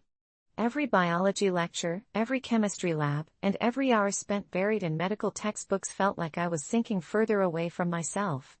Then, in my second year, I stumbled into an elective art class, just needing something to break up the monotony, something that would give me a breath of fresh air from the heavy science load. But that class changed everything. Suddenly, I felt alive. Sketching, painting, sculpting, everything about it felt right, like I'd finally found what I was meant to do. I started spending more time in the studio, working late nights, skipping study sessions, missing family calls because I was too engrossed in my latest piece. It wasn't long before I made the decision to drop pre-med altogether and pursue art full-time. I wanted to break the news gently, so I planned a family dinner. They all arrived, looking proud and expectant, thinking I'd be sharing my plans for med school applications. I took a deep breath and told them I'd made a decision about my future. I'm going to be an artist, I said, trying to keep my voice steady, thinking that if I sounded confident, they'd accept it. Silence filled the room. My dad's face fell, and my mom just stared, like I'd spoken a foreign language. My older brother laughed, thinking I was joking, and when I didn't laugh with him, his face turned cold. An artist. My mom finally said, her voice laced with disappointment. Do you know how hard we've worked to give you this opportunity? And you're throwing it all away for painting. My dad's reaction was even worse. He stood up, not saying a word, just shaking his head as he left the table. I could feel my chest tighten as I watched them all turn away, unable or unwilling to understand. They kept calling my decision a phase, a waste of my potential, a betrayal of the family's legacy. For weeks, they tried everything to change my mind. They held interventions, bringing in family friends and mentors to talk me out of it. They reminded me of every sacrifice they'd made, of the dreams they'd had for me since I was a kid. They stopped helping with my tuition, thinking financial pressure would bring me to my senses. But instead, it made me more determined. I started working 2 part-time jobs just to stay afloat, sacrificing sleep and social life to keep myself in school. I'd spend my nights in the art studio, often crying from the exhaustion but never once regretting my decision. My work improved, and soon, I was invited to participate in a local art showcase. I thought maybe this would be my chance to show my family I was serious, that I wasn't just playing around. I invited them, even though I was terrified they wouldn't come. On the night of the show, I scanned the crowd, hoping to see familiar faces, but they didn't come. Instead, they texted me after, saying they were disappointed and didn't want to support a mistake. I felt crushed, but I poured that pain into my art. My work started getting noticed, and I even sold a few pieces.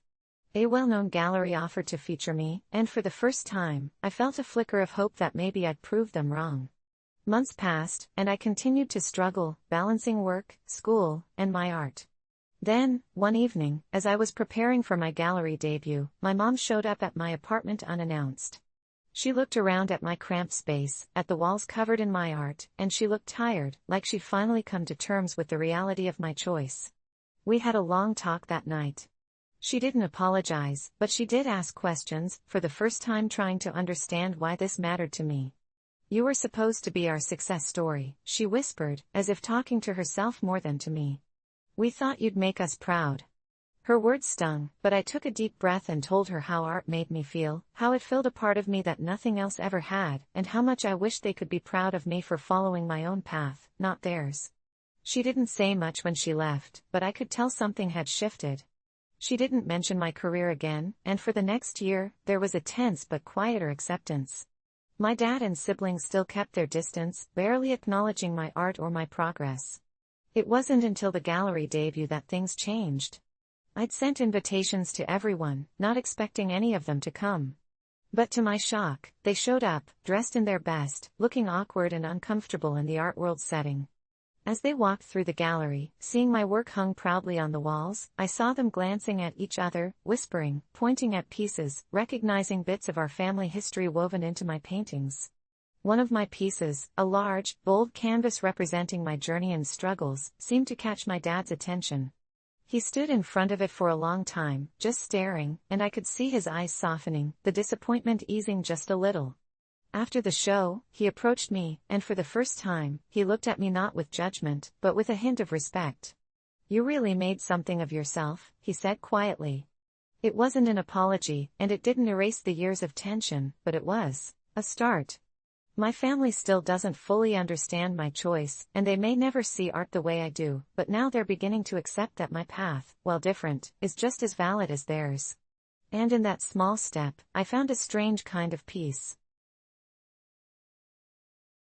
The Gift That Ruined Christmas, a Family Feud. The Gift That Ruined Christmas, a Family Feud. The Christmas I'll never forget started with the best of intentions, as these things often do, and spiraled into something I couldn't have imagined even in my worst holiday nightmares. It had always been a sacred tradition in our family to gather at my grandparents' house every year, no matter the weather, no matter how far we had to travel. The air would be filled with the scent of cinnamon and pine, the halls decorated with garlands and fairy lights, and the living room practically bursting with presents under the enormous tree. My grandmother, ever the meticulous hostess, ensured everything ran smoothly, from the perfectly cooked Christmas ham to the carefully orchestrated gift exchange. But that year, a single present managed to unravel decades of tradition and harmony, sparking a feud that tore through our family like a raging wildfire. It began innocently enough. We were all gathered around the tree, sipping on eggnog and laughing at Uncle Joe's terrible dad jokes, when my cousin Emily handed out the last gift. It was a small, tastefully wrapped box, and it had my Uncle Greg's name on it. Emily, ever the prankster, flashed a mischievous grin as she passed it to him. Everyone leaned in, intrigued, expecting another one of her infamous joke gifts. Uncle Greg raised an eyebrow, his curiosity piqued. He carefully peeled away the wrapping paper, revealing a sleek black box. His eyes widened when he saw the name on the lid, Heritage DNA. "You didn't," he said, half amused, half nervous. Emily giggled. "I did. Come on, you've been talking about wanting to trace our roots for ages. Now you can do it." The room buzzed with laughter and chatter, everyone speculating about what Uncle Greg's ancestry results might reveal. But beneath the surface, something shifted. My dad's face grew pale, and I noticed my grandmother's smile tighten, the joy draining from her eyes. At the time, I didn't think much of it, chalking it up to the general chaos of Christmas morning.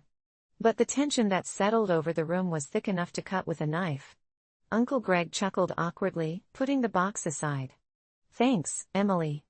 I'll, definitely check it out later," he said, but the way his voice wavered made my stomach knot.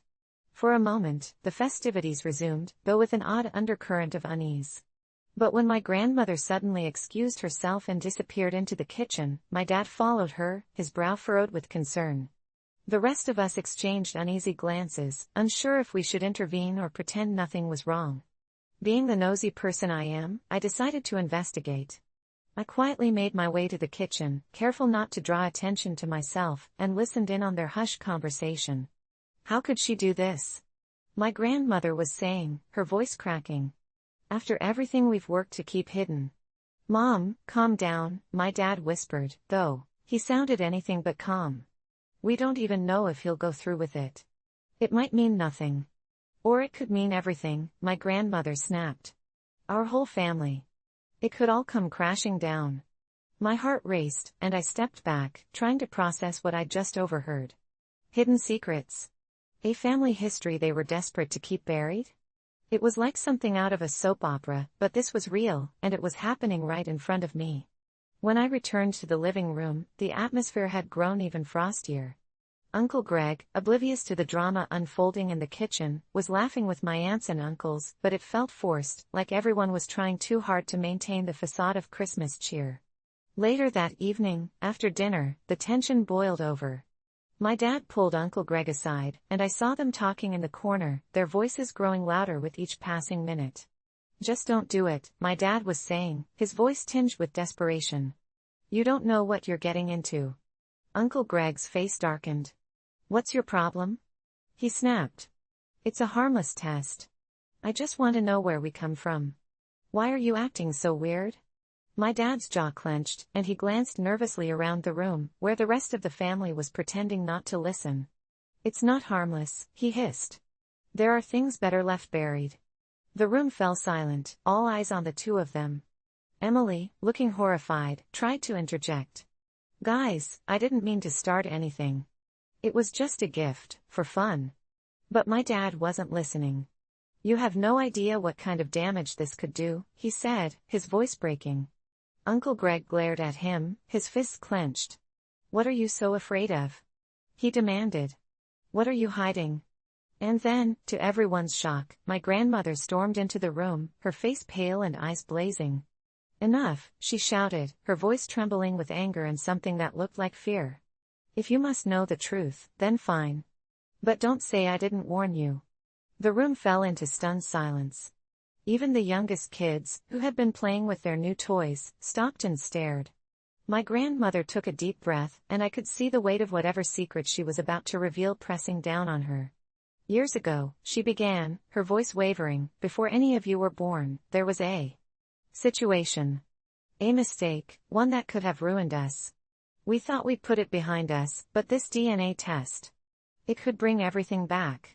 My heart pounded as she went on, detailing a sordid story of an affair, a hidden pregnancy, and a family cover-up that sounded like something out of a crime novel. Apparently, one of our uncles, an uncle we'd grown up with, loved, and called family, might not be related to us by blood. The details were hazy, and she clearly left out parts she couldn't bear to say out loud, but the damage was done. The room erupted into chaos. Accusations were hurled, tears were shed, and the warm glow of Christmas had been extinguished, replaced by a bitter, icy storm of betrayal. Emily was sobbing, blaming herself for the fallout, while Uncle Greg sat in stunned silence, clutching the DNA kit like it was a grenade that had just gone off in his hands. My dad and my grandmother were at odds, their alliance shattered as old wounds were ripped open. I watched as our family, the one that had always seemed so strong and united, crumbled before my eyes. It was a scene I never thought I'd witness, the kind of drama you read about in books or watch in movies but never expect to happen to you. Christmas was officially ruined, not by a lack of gifts or a burnt dinner, but by the revelation of secrets that had been festering beneath the surface for decades. The fallout lasted for months. Some family members stopped speaking to each other, alliances were formed, and a cold war of sorts gripped our once tight-knit group. The DNA test eventually confirmed my grandmother's worst fears, but by then, the damage had already been done. The Christmas that had started with laughter and love had ended in heartbreak and division, and no amount of holiday cheer could ever patch the wounds left behind. The day I got stuck in a very awkward situation. The day I got stuck in a very awkward situation. You never really wake up thinking you'll end the day hiding in a cramped bathroom stall, heart racing and adrenaline pumping, but that's exactly how I found myself one fateful evening. It all started with an innocuous invitation to a networking event. You know, one of those things you sign up for in a moment of ambition but immediately regret when the date creeps up on your calendar. Still, I'd told myself that it was time to put myself out there, rub elbows with people who could potentially open doors in my field, and perhaps land that elusive career leap. I donned my least crumpled blazer, put on my most professional smile, and headed to the swanky hotel downtown where the event was being held. The lobby buzzed with small talk, the clinking of champagne glasses, and laughter that felt a tad too forced. I was still trying to find a comfortable spot in the crowd, bouncing awkwardly between clusters of well-dressed professionals who seemed to have mastered the art of breezy conversation, when my worst fear materialized in front of me. There, holding court near a table laden with hors d'oeuvres, was my ex, Chris. The Chris who had ghosted me after a year-long relationship, who had left me shattered and questioning everything. I poured my heart out to this person, believing we were building something special, only to have it crumble like a sandcastle. My first instinct was to leave. Flee, vanish into the night, and curse myself for not vetting the guest list. But then, fate twisted the knife a little deeper. Chris's new partner, tall, radiant, and effortlessly magnetic, was with them, laughing at something Chris had just said. Seeing the two of them together, a picture-perfect power couple, made my stomach churn. I quickly ducked behind a decorative potted plant, wondering if it was socially acceptable to use foliage as a shield. Trying to regroup, I told myself I could just avoid them. The event space was large enough. I could blend into the crowd, nibble on a few canapés, make small talk, and leave without ever crossing their path. Easy, right? Except life, with its penchant for chaos, had other plans. I took a deep breath, steeled myself, and approached a table where a group of people were engaged in a lively debate about marketing trends. I nodded along, even managed to throw in a few insightful comments, and began to relax. That is, until I heard Chris's voice. The universe, with its sixth sense of humor, had guided them right into the same orbit. I froze, my brain going into overdrive as I searched for an escape route. My eyes landed on a sign pointing to the bathrooms in the back corner of the room, and I made a beeline for it. Heart thumping, I slipped into the restroom and let out a sigh of relief. But my reprieve was short-lived. As I was washing my hands, I heard the bathroom door swing open, and my stomach did a backflip. Two women walked in, deep in conversation, but it wasn't just any conversation. They were gossiping about Chris and their new partner, apparently impressed by their power couple dynamic. The thought of overhearing strangers gush about the person who'd broken my heart was too much. In a panic, I ducked into one of the stalls, hoping to wait out the gossip session. That's when things got even more complicated. A minute later, more people filed into the bathroom, and the chatter reached an overwhelming crescendo. It was then that I realized I was in the women's restroom. In my haste, I hadn't paid attention to the sign, and now I was hiding in a stall I had no business being in, with no clear exit strategy. My face flushed, and I desperately tried to figure out my next move. Surely I couldn't just walk out and draw attention to my mistake, but staying hidden indefinitely wasn't an option either. To make matters worse, my phone, which I'd been gripping like a lifeline, decided this was the perfect moment to slip from my grasp and clatter onto the tile floor. The noise echoed through the restroom, and the conversation outside the stall came to a screeching halt. My pulse roared in my ears as I crouched, snatching up my phone and hoping no one would peer under the door to see a pair of dress shoes clearly belonging to someone who didn't belong. A voice called out, curious and skeptical. "Hello? Is someone in there?" Panic gripped me like a vice. I knew I had to say something, but my brain had turned into a static-filled void. Just a moment," I squeaked, cringing at how suspicious I sounded. The silence that followed was thick, and I imagined everyone exchanging puzzled glances. My mind raced through 1,000 excuses, each one worse than the last. How could I explain this without coming off as a total creep? I felt my options narrowing, and a ridiculous idea popped into my head. Maybe I could pretend I'd gotten sick and had to sit down to catch my breath? Maybe I could. No, those all sounded insane. Finally, as the tension reached a breaking point, one of the women, bless her heart, muttered something about how weird it was but suggested they give whoever it was some privacy. One by one, they trickled out, their footsteps fading, leaving me alone in my shame. I exhaled, feeling my entire body tremble from the adrenaline. But my relief was short-lived. As I prepared to make my escape, I heard the door open again, and this time, my heart nearly stopped. Chris's voice, unmistakable and now tinged with a note of discomfort, echoed in the restroom. "What's going on in here?" My worst nightmare had somehow manifested. Chris was there, and from the sound of it, they had noticed the commotion. I felt like the universe was playing a cruel prank. The room spun, and I knew I had to act fast. I couldn't let Chris find me here, not like this, hiding in the wrong restroom like a complete fool. Summoning every ounce of courage, I made a split-second decision. I cracked open the stall door just enough to peer out and confirm Chris was facing away, distracted by someone else who'd entered. With my heart in my throat, I pushed the door open wider, stepped out as quietly as I could, and bolted for the exit. I didn't even look back. Bursting through the restroom door and into the main event space, I kept moving, weaving through the crowd with all the subtlety of a stampeding animal. I finally made it to a quiet corner near the exit, where I leaned against the wall, gasping for air. My face burned with embarrassment, but at least I'd escaped. As I stood there, trying to steady my breathing, a kind-looking older gentleman approached me. "Are you all right?" he asked, genuine concern etched on his face. I nodded, plastering on a smile that probably looked more like a grimace. "Yeah, just needed a moment," I mumbled.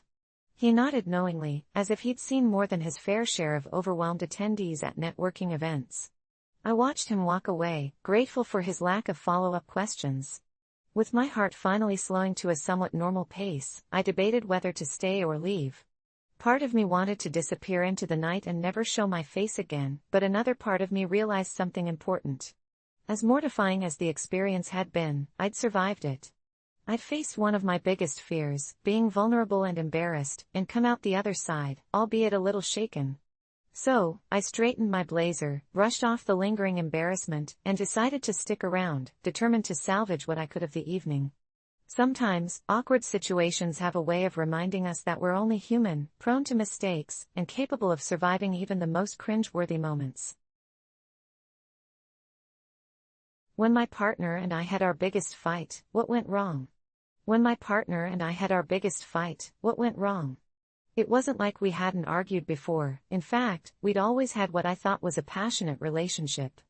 Little disagreements, playful banter that sometimes got heated but would quickly dissolve into laughter or apology, that was us. I thought we had this unbreakable bond, that no matter how bad things got, we'd be able to work through them. But this night was different. I had come home late from work. It was one of those weeks when every project seemed to be falling apart, and I barely slept for days. The house was dark when I walked in, the only light coming from the living room where my partner was sitting on the couch, motionless, staring at the floor. I could feel the tension before I even said a word. "Hey," I tried, but they didn't answer, didn't even look up. I could feel something was wrong, but I didn't know why. There had been no recent fights, no simmering issues I could think of, but the silence was heavy, almost suffocating. Finally, after what felt like an eternity, they spoke. "We need to talk." I hate those 4 words more than anything because nothing good ever follows them. I took a seat across from them, waiting, trying to read their face, but they looked like someone I didn't recognize. They started listing off things that had bothered them, small grievances that seemed to have piled up, little resentments I didn't know they'd been harboring. The way I'd been distant, the times I'd chosen work over them, the moments I hadn't been fully present. I was blindsided. I thought we were fine, I thought we'd been on the same page, but apparently, all of these tiny cracks had been forming under the surface, and I'd been too oblivious to see them. I tried to explain, to tell them that I didn't know, that I hadn't realized they were feeling this way, but it was like trying to talk to a wall. They weren't listening, or maybe they'd already decided that nothing I said would matter. Then they brought up something that happened months ago, something I thought we'd resolved, but apparently, they'd been stewing on it, letting it fester.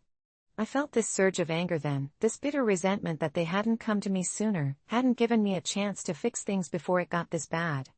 I snapped. I'm not proud of it, but I did. I raised my voice, told them that I couldn't read their mind, that if something was bothering them, they needed to tell me instead of holding it in and then throwing it in my face months later. It escalated from there, both of us saying things we didn't mean, hurtful words that we could never take back. They told me they'd been unhappy for a long time, that they weren't sure they could do this anymore. And that's when it happened.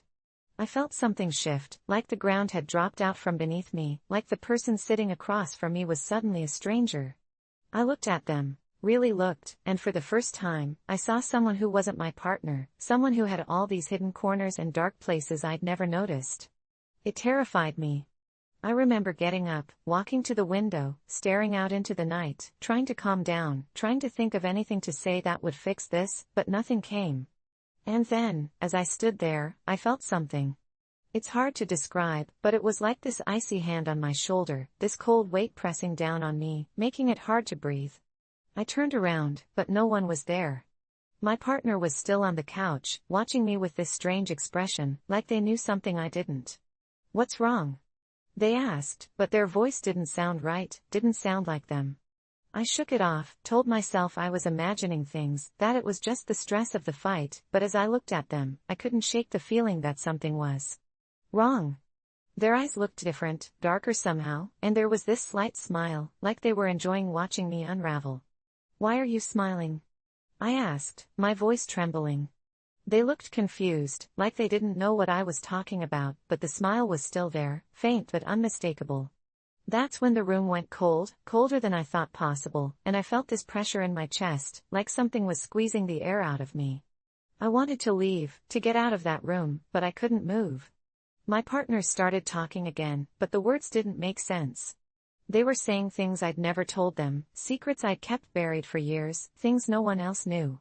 I tried to speak, to ask them how they knew, but my voice was gone, frozen in my throat.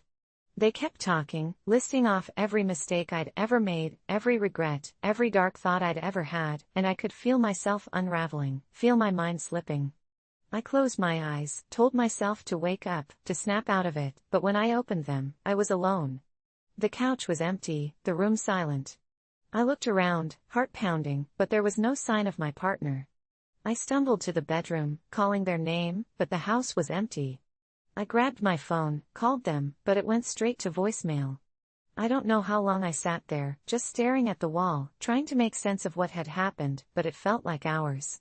Finally, I heard the door open, footsteps in the hallway, and my partner walked in, looking normal, looking like nothing had happened. "Where were you?" I asked, but they looked at me like I was crazy, told me they'd just gone out for a walk to cool off after the fight.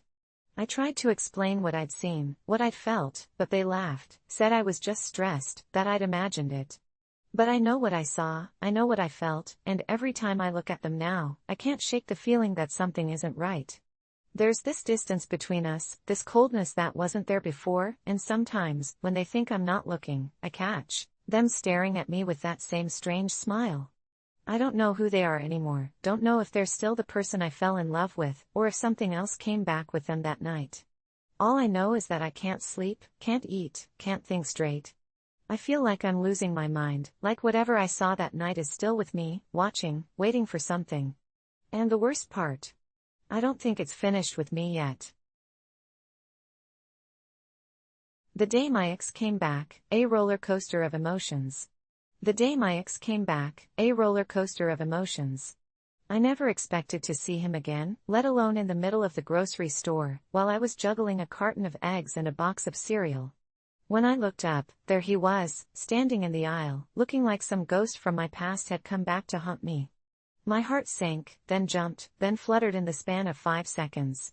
I hadn't seen Ben in over 3 years since we broke up in what had to be the most gut-wrenching and confusing breakup of my life.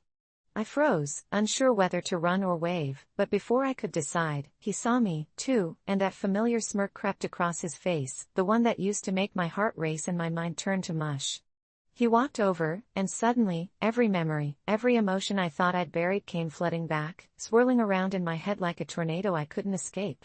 "Hey, it's been a while," he said casually, as if he hadn't been the one to vanish from my life without a trace. I stammered something resembling a greeting, trying to hide the storm brewing inside me. I asked him how he'd been, and before I knew it, we were chatting like old friends, catching up on lost years. He told me he was back in town temporarily, just for a few months for a work project, but there was something in his tone that suggested he was testing the waters, seeing if I was open to more. Against my better judgment, I agreed to meet him for coffee later in the week, part of me knowing this was a terrible idea, yet another part yearning to see if there was still something between us. That coffee date was surreal, a mix of nostalgia and awkward tension as we talked about our lives, our careers, our families, skirting around the elephant in the room, why he'd left so abruptly all those years ago. Eventually, I worked up the courage to ask him, to demand some sort of closure, but he brushed it off with a vague excuse about needing space and finding himself, as if those words could erase the heartache he'd left behind. But then, just when I thought he'd given me nothing, he confessed something that shook me to my core. He'd regretted leaving ever since, that not a day had passed when he didn't think about me. Suddenly, all the resentment I'd held onto, all the anger, started to crack, making way for something dangerous: hope. He asked if we could try again, if we could see where things might go now that we were older, wiser, supposedly more prepared for what love might throw at us. I told him I needed time to think, that I couldn't just forgive and forget like nothing had happened. But over the next few days, I found myself reliving all the good memories, the nights we'd stayed up talking about our dreams, the vacations we'd taken, the way he'd once looked at me like I was the only person in the world. Against all rational thought, I found myself wanting to say yes, wanting to believe that people could change, that we could be happy together again. We started seeing each other, cautiously at first, meeting for dinner, going on walks, just talking and getting to know each other again. But the closer we got, the more I felt those old wounds starting to reopen. I'd find myself second-guessing every word, every gesture, wondering if he was going to leave again, if he was really here to stay or just passing through my life one last time. One night, we were having dinner at his place when he brought up the future, casually mentioning things like moving in together, like getting a place if things work out. My stomach twisted with a mix of excitement and dread. I couldn't ignore the red flags waving in the back of my mind, but I was too far gone, too wrapped up in the dream of what could be to walk away now. Then, out of nowhere, I found a message on his phone one night, a message from someone named Jess, talking about how she missed him, how she couldn't wait to see him again. I confronted him, my heart pounding, my head spinning, and he tried to explain it away, saying she was just a friend, someone he hadn't completely cut ties with. But his stammering, his evasive gaze told me all I needed to know. He was still the same person who'd broken my heart all those years ago.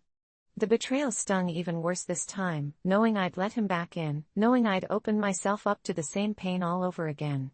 I walked out that night, my heart shattered but also weirdly lighter, like I'd finally gotten the closure I needed. He tried calling, texting, apologizing, but I ignored every message, knowing that I'd finally reached the end of the roller coaster. For the first time in years, I felt free, like I could finally move on without wondering what if. And as much as it hurt, I knew I'd made the right choice. The past is meant to stay in the past, no matter how tempting it is to rewrite it. How I turned a bad day into a great one, my journey. How I turned a bad day into a great one, my journey started with a morning that couldn't have gone worse if I'd tried. It was as though every little thing conspired to ruin my day before it even began.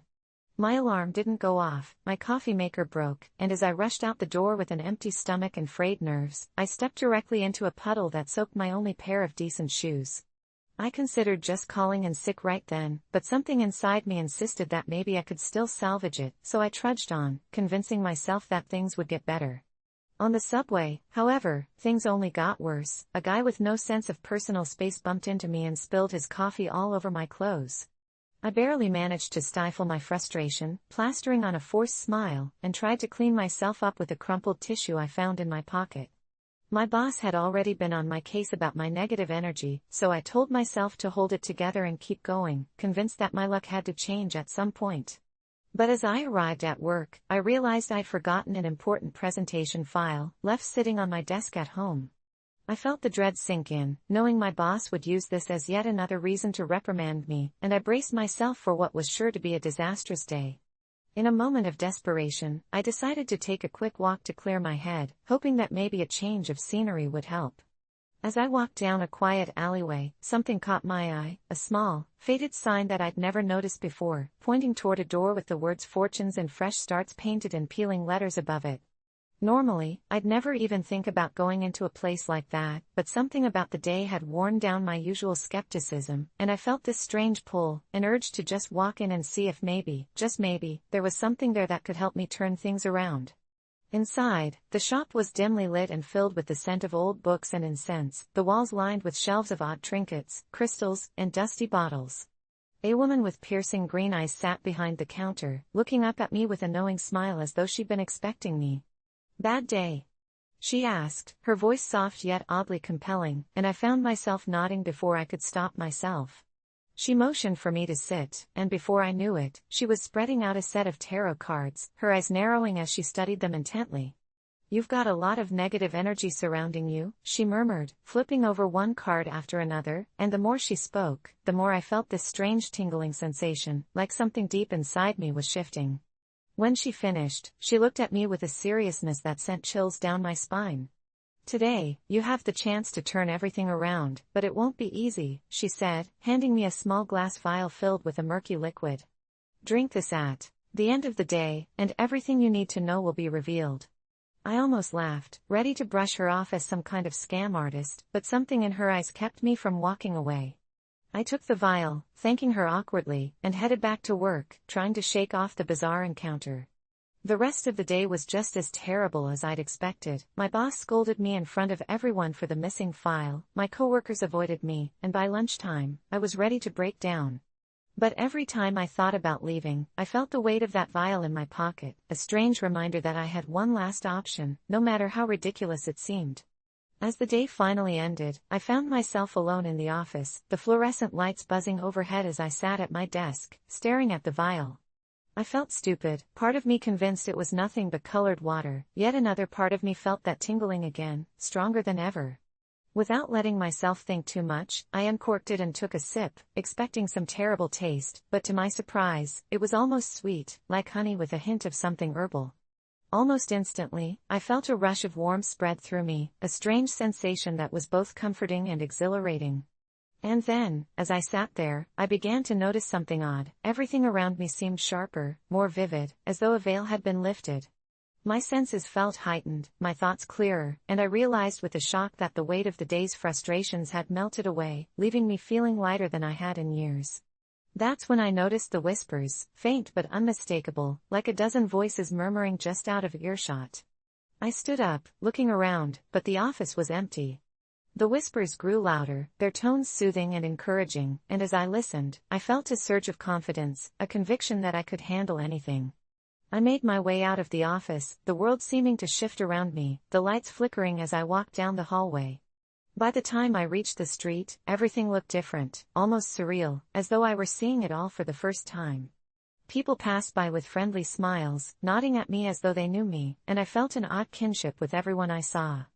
The whispers guided me, their words filling me with a sense of purpose, and I found myself walking to places I'd never been, meeting people who felt like old friends. Each encounter left me feeling more alive, more connected, and I realized that the darkness of the morning had been completely replaced by this strange, exhilarating light. But as the night wore on, the whispers grew more insistent, urging me to take risks, to push boundaries, to explore places I'd never considered before. I found myself in unfamiliar neighborhoods, alleys that seemed to twist and shift around me, the buildings looming higher than they should. The more I walked, the more I felt myself changing, shedding layers of fear and doubt, until I no longer recognized the person I'd been that morning. By the time I returned home, I was a different person, filled with a power I couldn't fully understand, and as I looked in the mirror, I barely recognized the face staring back at me. It was me, and yet something more, something that had been unlocked by the woman's potion, by the whispers that still lingered in my mind. I thought about returning to her shop, asking her what she'd done, but deep down, I knew the answer. I'd been given a gift, a chance to turn my life around, and all it had taken was one bad day, one leap of faith, and a mysterious vial. As I lay down to sleep, the whispers faded, leaving me in a silence that was both peaceful and charged with possibility. And though I knew I'd never be the same, I welcomed the change, ready to face whatever the next day would bring. The time I tried to be a hero and it backfired. The time I tried to be a hero and it backfired. When I say I tried to be a hero, I don't mean the superhero, save the world type. I'm just your average person, someone who gets freaked out if I hear footsteps behind me in a dark alley or see a shadow move where it shouldn't. But that one night, I guess I wanted to step up, prove to myself that I wasn't some coward. It started as a regular Tuesday evening. I'd just gotten out of work and was taking the long way home to clear my head. I work at this tiny, dead-end office that feels more like a dungeon than a job, and I'd been wanting to shake up my life, do something that made me feel, I don't know, alive? So there I was, walking through the park, thinking about everything wrong with my life when I heard a faint scream echoing from a distance. At first, I tried to ignore it. Screams can be anything, right? Maybe someone saw a rat, or it was a couple messing around. But then I heard it again, sharper, filled with unmistakable fear, and it sent a shiver down my spine. I knew I should have just kept walking, called the cops, or even run in the opposite direction, but something inside me stirred. I wanted to help, to feel like I mattered, like I could be the one to make a difference, just this once. I followed the sound, my heart pounding harder with each step, and found myself weaving through the trees, each step crunching the gravel beneath me like an alarm telling me to turn back. It was dark, the kind of darkness that presses in on you, and the park lights barely reached the spot where the scream had come from. As I got closer, I spotted a figure, no, two figures, struggling in the shadows near the edge of a secluded path. I could barely make out what was happening, but it looked like someone was trying to pull away from the grip of a much larger man. instinct kicked in, and before I could even think about the consequences, I shouted, "Hey! Let her go." The man's head snapped in my direction, and the look he gave me froze me in place. His eyes were wild, filled with something dark, something dangerous, and for a second, I regretted every decision that had led me here. But then, the woman screamed again, desperate, pleading, and I couldn't just stand there like a deer in headlights. I lunged forward, grabbing the nearest thing I could find, a broken tree branch lying on the ground, and swung it at him. My aim was off, and he barely stumbled, but it was enough to get him to let go of her for a split second. She took off running, and for a moment, I felt this surge of triumph, like I was really making a difference. I'd actually saved someone. But that feeling was short-lived. Before I knew it, the guy turned his attention on me, and he was fast. Faster than I'd anticipated. He grabbed me by the collar and slammed me against the tree with a force that made my vision blur. "You just had to play the hero, didn't you?" He sneered, his voice low and filled with venom. I tried to struggle, but he had me pinned, his grip like iron, and I realized just how powerless I was in that moment. The adrenaline that had pushed me to act had vanished, leaving me with nothing but a sickening fear clawing at my insides. He leaned in close, his face barely inches from mine, and I could feel his hot, rancid breath against my cheek. "You should have walked away," he hissed, and I knew then that I was in real trouble. Panic took over, and I tried to fight, kicking, thrashing, doing anything to break free, but it was useless. He was too strong, too determined to make me pay for interfering. And then, just as I thought it was over, something strange happened. He released me. Just let go, like he'd lost interest. I stumbled back, gasping, clutching at my chest as I watched him walk away without another word. Relief flooded over me, mixed with confusion, but I wasn't about to question it. I turned and bolted, my legs moving faster than they ever had before. When I got home, I locked every door and window, telling myself I'd dodged a bullet. I wanted to believe it was over, that I'd never see him again, but deep down, I knew that wasn't true. For days, I felt like I was being watched. I'd catch glimpses of movement out of the corner of my eye, shadows lurking where they shouldn't be. At first, I chalked it up to paranoia, maybe I was just shaken up. But then I started finding things out of place around my apartment. Small things at first, like my keys being somewhere I knew I hadn't left them or the front door being unlocked when I was sure I'd bolted it. One night, I even heard footsteps in the hallway outside my bedroom. I told myself it was just my imagination, but the unease kept growing, gnawing at me. And then, one night, I woke up to find a message scrawled on my bathroom mirror in what looked like red lipstick: "You should have stayed out of it." My blood ran cold. I knew it had to be him, the man from the park, but how had he gotten into my apartment? The locks were still in place, the windows sealed tight. I called the police, but they didn't find any signs of forced entry and dismissed it as a prank. I tried to convince myself they were right, that it was all in my head, but the fear wouldn't go away. A few nights later, I woke up to the sound of someone breathing right next to me. I froze, my body paralyzed with fear, and I forced myself to open my eyes, praying it was just a nightmare. But it wasn't. There he was, standing at the foot of my bed, staring down at me with that same twisted look in his eyes. I couldn't move, couldn't scream. I was trapped in my own body, forced to watch as he leaned closer, a sick smile spreading across his face. "You thought you could play hero," he whispered, his voice dripping with malice. "But heroes always pay the price." Then he was gone, just like that, leaving me alone in the dark, trembling, my heart racing so fast I thought it might burst. I don't remember how long I sat there, staring at the spot where he'd been, too afraid to move. All I know is that something in me snapped that night. I couldn't keep living like this, in constant fear, waiting for him to come back. I decided to confront him, to put an end to this once and for all. I started searching the city, going back to the park, retracing my steps, hoping to find some clue, anything that could lead me to him. Days turned into weeks, and every night, I'd return home exhausted, only to find more signs that he'd been there. More messages on the mirror, my belongings rearranged, my nightmares bleeding into reality. I became obsessed, barely sleeping, barely eating, just driven by this need to make him stop, to get my life back. And then, one night, I found him. Or rather, he found me. I was walking down an empty street, my senses on high alert, when I felt a presence behind me. I didn't even have to turn around to know it was him. "You're really making this too easy," he said, his voice sending chills down my spine. I spun around, fists clenched, ready to fight, but he just laughed, a low, mocking sound that echoed down the street. "You should have left it alone," he said, his eyes gleaming with something sinister. "But you wanted to be a hero. Now you get to live with the consequences." And just like that, he disappeared into the shadows, leaving me standing there, shaking, defeated. I went home that night, feeling more helpless than ever, realizing that he was right. I had tried to be a hero, tried to make a difference, and now I was paying the price. My life would never be the same. A confession from my childhood that still haunts me. A confession from my childhood that still haunts me.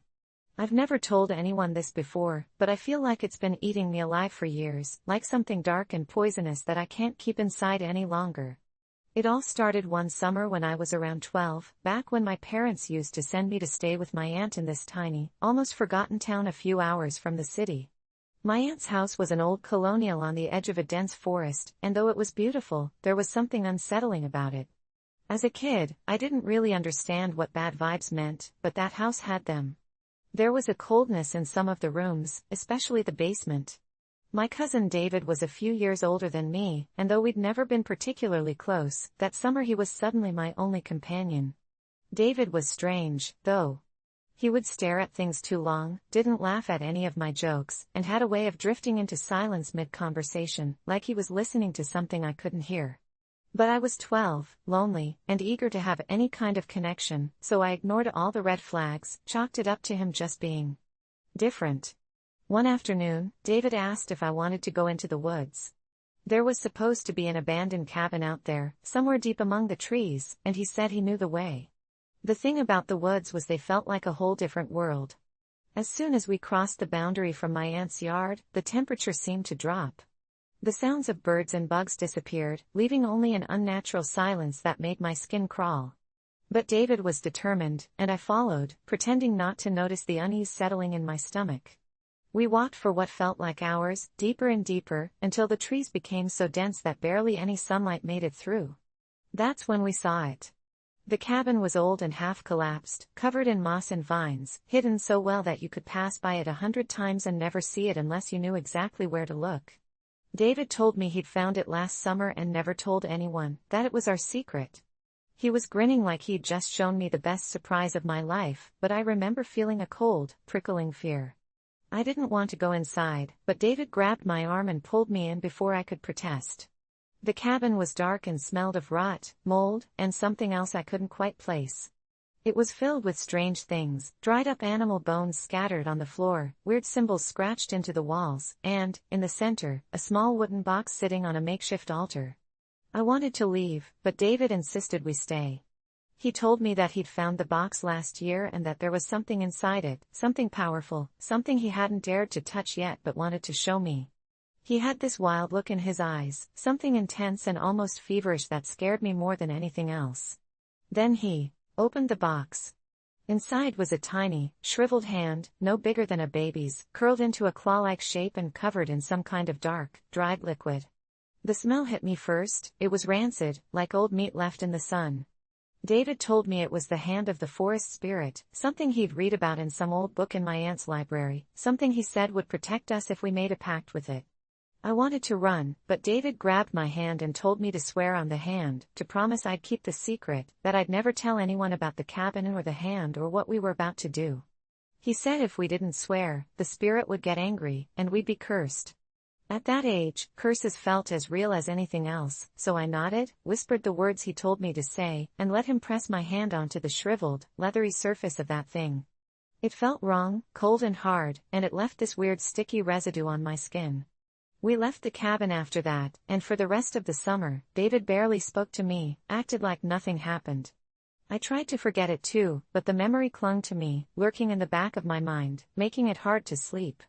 I remember my mom asking why I'd become so quiet and withdrawn, but how could I explain? When I got back home after summer ended, things started happening. At first, it was small stuff. I'd hear my name whispered when no one was there, see shadows moving out of the corner of my eye. I thought it was just my imagination, that I was being silly, letting my mind play tricks on me. But then the dreams started. In every one, I was back in the cabin, standing before that tiny shriveled hand, only now it was alive, twitching, reaching out for me, whispering my name in this horrible, raspy voice. It got so bad I was afraid to sleep, started seeing the hand in every shadow, hearing it call to me even when I was wide awake.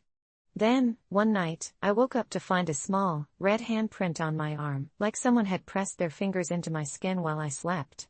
I ran to my parents, hysterical, showed them the mark, but they just brushed it off as a bruise or something I'd done to myself in my sleep. No one believed me, and eventually, I stopped telling anyone, kept it all inside. Years went by, and I tried to convince myself it was just a nightmare, that none of it was real. But then last week, I got a call from my aunt. David had gone missing. She said he'd been acting strange, withdrawn, obsessed with something he refused to talk about. He'd been going into the woods every night, and then one night, he just didn't come back. They searched everywhere, but he was gone, vanished without a trace. That night, the dreams returned, only now, they were worse. I saw David in the cabin, standing before that altar, whispering to the hand, begging it for something. His face was twisted, desperate, terrified, and then he looked at me, reached out, and screamed for help. I woke up drenched in sweat, the sound of his voice still echoing in my head. Since then, the hauntings have become more intense. I'll catch glimpses of him in the mirror, his eyes hollow, pleading. I can hear the hand whispering in my dreams, telling me it's time, that I have to come back, that I have to finish what we started. I don't know what it wants from me, but I can feel it growing stronger, like it's getting closer every day. I'm terrified to go back to that town, to face whatever waits for me in the woods, but I know it's only a matter of time. Every night, I wake up with that same red handprint on my arm, fresh and raw, like a warning. I can feel it pulling me, calling me back to the cabin, to the hand, to the pact I made all those years ago. And the worst part is, deep down, I know I have to go back. Because if I don't, it's only a matter of time before it comes for me, before it drags me into the woods, just like it did with David. This is my confession, my curse, my childhood sin that still haunts me. I don't know what's waiting for me out there, but I can feel it watching, waiting for the day I finally come back to finish what I started. Caught in a lie, my friend's betrayal unraveled. Caught in a lie, my friend's betrayal unraveled. I had always trusted Lena, she was more than my best friend, she was like a sister to me, someone who knew every embarrassing secret, every dream, every mistake. But looking back, I think that's what made her betrayal sting even more. It started small, almost trivial in retrospect. She began borrowing things and not returning them, books, clothes, even my headphones. She'd swear they were still at my place, or that she was just about to bring them over, but somehow, those things never made it back to me. Then came the weird excuses when I'd invite her out. She'd say she was busy with work, dealing with family issues, or, on one bizarre occasion, taking an online course in Icelandic, of all things. I brushed it off, figuring everyone gets caught up with their own life sometimes. But then one Friday night, while scrolling through my social media, I saw a photo of Lena out with a group of people I didn't know, including one person who looked disturbingly familiar, my ex, Matt. She'd been with him at the restaurant we planned to go to that night, and they were laughing together like they'd been close forever. It felt like someone had slapped me. Matt and I hadn't ended on bad terms, but seeing her with him, after claiming she was too busy to hang out, set off alarm bells. I tried to call her, hoping there was a logical explanation, but she didn't pick up. I sat there, stewing, replaying moments of our friendship in my head, trying to piece together clues I might have missed. The next morning, she called back with an excuse about her phone dying, sounding as cheerful and carefree as ever. I confronted her, asking her if she'd been out with Matt, and she laughed it off, saying, "Oh, that. It was just a coincidence. I ran into him randomly." But something about her tone made my skin crawl. It was too breezy, too dismissive. Over the next few weeks, I noticed even more strange behavior. She would avoid certain topics, especially when I mentioned Matt, and I started noticing changes in her social media. She had a habit of blocking me from seeing her stories whenever she went out, but mutual friends would send me screenshots of her with him, seemingly cozy and always at places I had introduced her to. I felt like I was going crazy, so I decided to dig deeper. One night, I reached out to a mutual friend who was at one of those gatherings and asked what was going on. She hesitated, clearly uncomfortable, but eventually admitted that Lena had been seeing Matt for a few months now. She told me that Lena had even gone so far as to make up lies about me to justify why she had reached out to him, painting me as some toxic ex-girlfriend who never treated him right. My stomach twisted as she recounted things Lena had supposedly said about me, lies so absurd yet so specific that they felt carefully crafted. Feeling both sickened and furious, I decided to confront her directly. I texted her, asking if we could meet up, and when she agreed, I knew it was finally time to hear her side. We met at a coffee shop, and I went in prepared for anything, but her reaction was worse than I could have imagined. She laughed at me, an eerie, dismissive chuckle, like this whole situation was some big joke. She tried to gaslight me, saying things like, "Oh, come on, you're being dramatic," and, "Matt came to me because he needed someone sane to talk to after dealing with you." Her words stung, twisting the knife deeper with every sentence, and for the first time, I realized that the friend I thought I knew had never truly existed. I left the coffee shop in a daze, feeling hollowed out, and blocked her number, vowing never to speak to her again. But things didn't end there. Weeks after cutting her off, I noticed strange messages from unknown accounts, vague threats and weird, unsettling comments about my personal life. I knew it was Lena trying to intimidate me, trying to make me feel as if I were the one in the wrong. Months later, I heard she and Matt had broken up, apparently in a messy split filled with the same lies and manipulation she had tried to use on me. Hearing this should have made me feel vindicated, but it only deepened my sadness for what had been lost. The person I had trusted most had turned out to be a stranger, someone willing to betray me without a second thought, and as much as I wished I could go back to those simpler days, I knew that some scars never fade. I've moved on, in some ways, building new friendships and focusing on my own life, but part of me will always be haunted by the betrayal, by the lies, by the friend I thought I knew but never truly did. My husband's family expects me to pay for their lavish vacation. I never thought I'd be in a situation like this, but here I am, caught in the crosshairs of family expectations and financial burden. My husband, Ben, and I had always enjoyed a comfortable life together, but we weren't wealthy by any means. We worked hard for what we had, saving up for vacations and special moments. That's why, when Ben's family announced their plans for a lavish vacation to a tropical paradise, I felt a pit forming in my stomach. It was meant to be a joyful reunion, a way for everyone to bond and celebrate family togetherness. But when the family group chat lit up with excitement about the trip, I noticed something alarming, the assumption that I would contribute significantly to the cost. At first, I tried to brush it off as a misunderstanding. I was busy with work and preparing for our upcoming move, so I didn't have time to engage in the chatter. But when I received a direct message from Ben's sister, Chloe, it became clear that my silence had been interpreted as agreement. "Hey, we're counting on you to help cover some of the expenses for the vacation. It's going to be amazing, and it wouldn't be the same without you."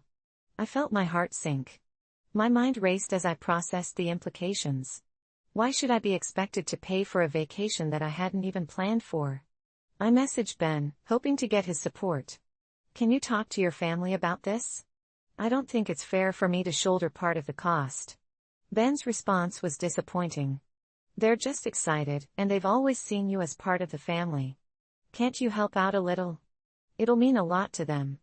I felt a mix of anger and confusion. Why was he siding with them? I had always been there for his family, supporting their events and gatherings, but this felt different. It felt like an obligation rather than a choice. Days turned into a week, and the pressure mounted. Chloe and Ben's parents kept messaging me about the trip, sending links to luxurious resorts, lavish dinners, and excursions that were far beyond our budget. "We'll all pitch in, and it'll be unforgettable," they said, but I knew that my pitching in meant far more than a share of the costs. It meant sacrificing my own hard-earned savings. One evening, as I sat on the couch, scrolling through the family chat, I saw that Ben's cousin had posted a photo of a stunning villa they wanted to stay at, along with a breakdown of costs that sent my heart racing. "We can each chip in $1,500. It'll be worth it." I stared at the screen in disbelief. This was outrageous. I could feel my blood boiling as I typed a response, only to stop myself. I didn't want to cause conflict, but I also couldn't just let this slide. That night, I confronted Ben. "I can't go through with this. I can't pay that much for a vacation that's supposed to be a family trip. It feels wrong, he sighed, running his fingers through his hair. They're just excited. Can't you try to see it from their perspective? It's not like they're asking for a lot. Not a lot. I shot back, my voice rising.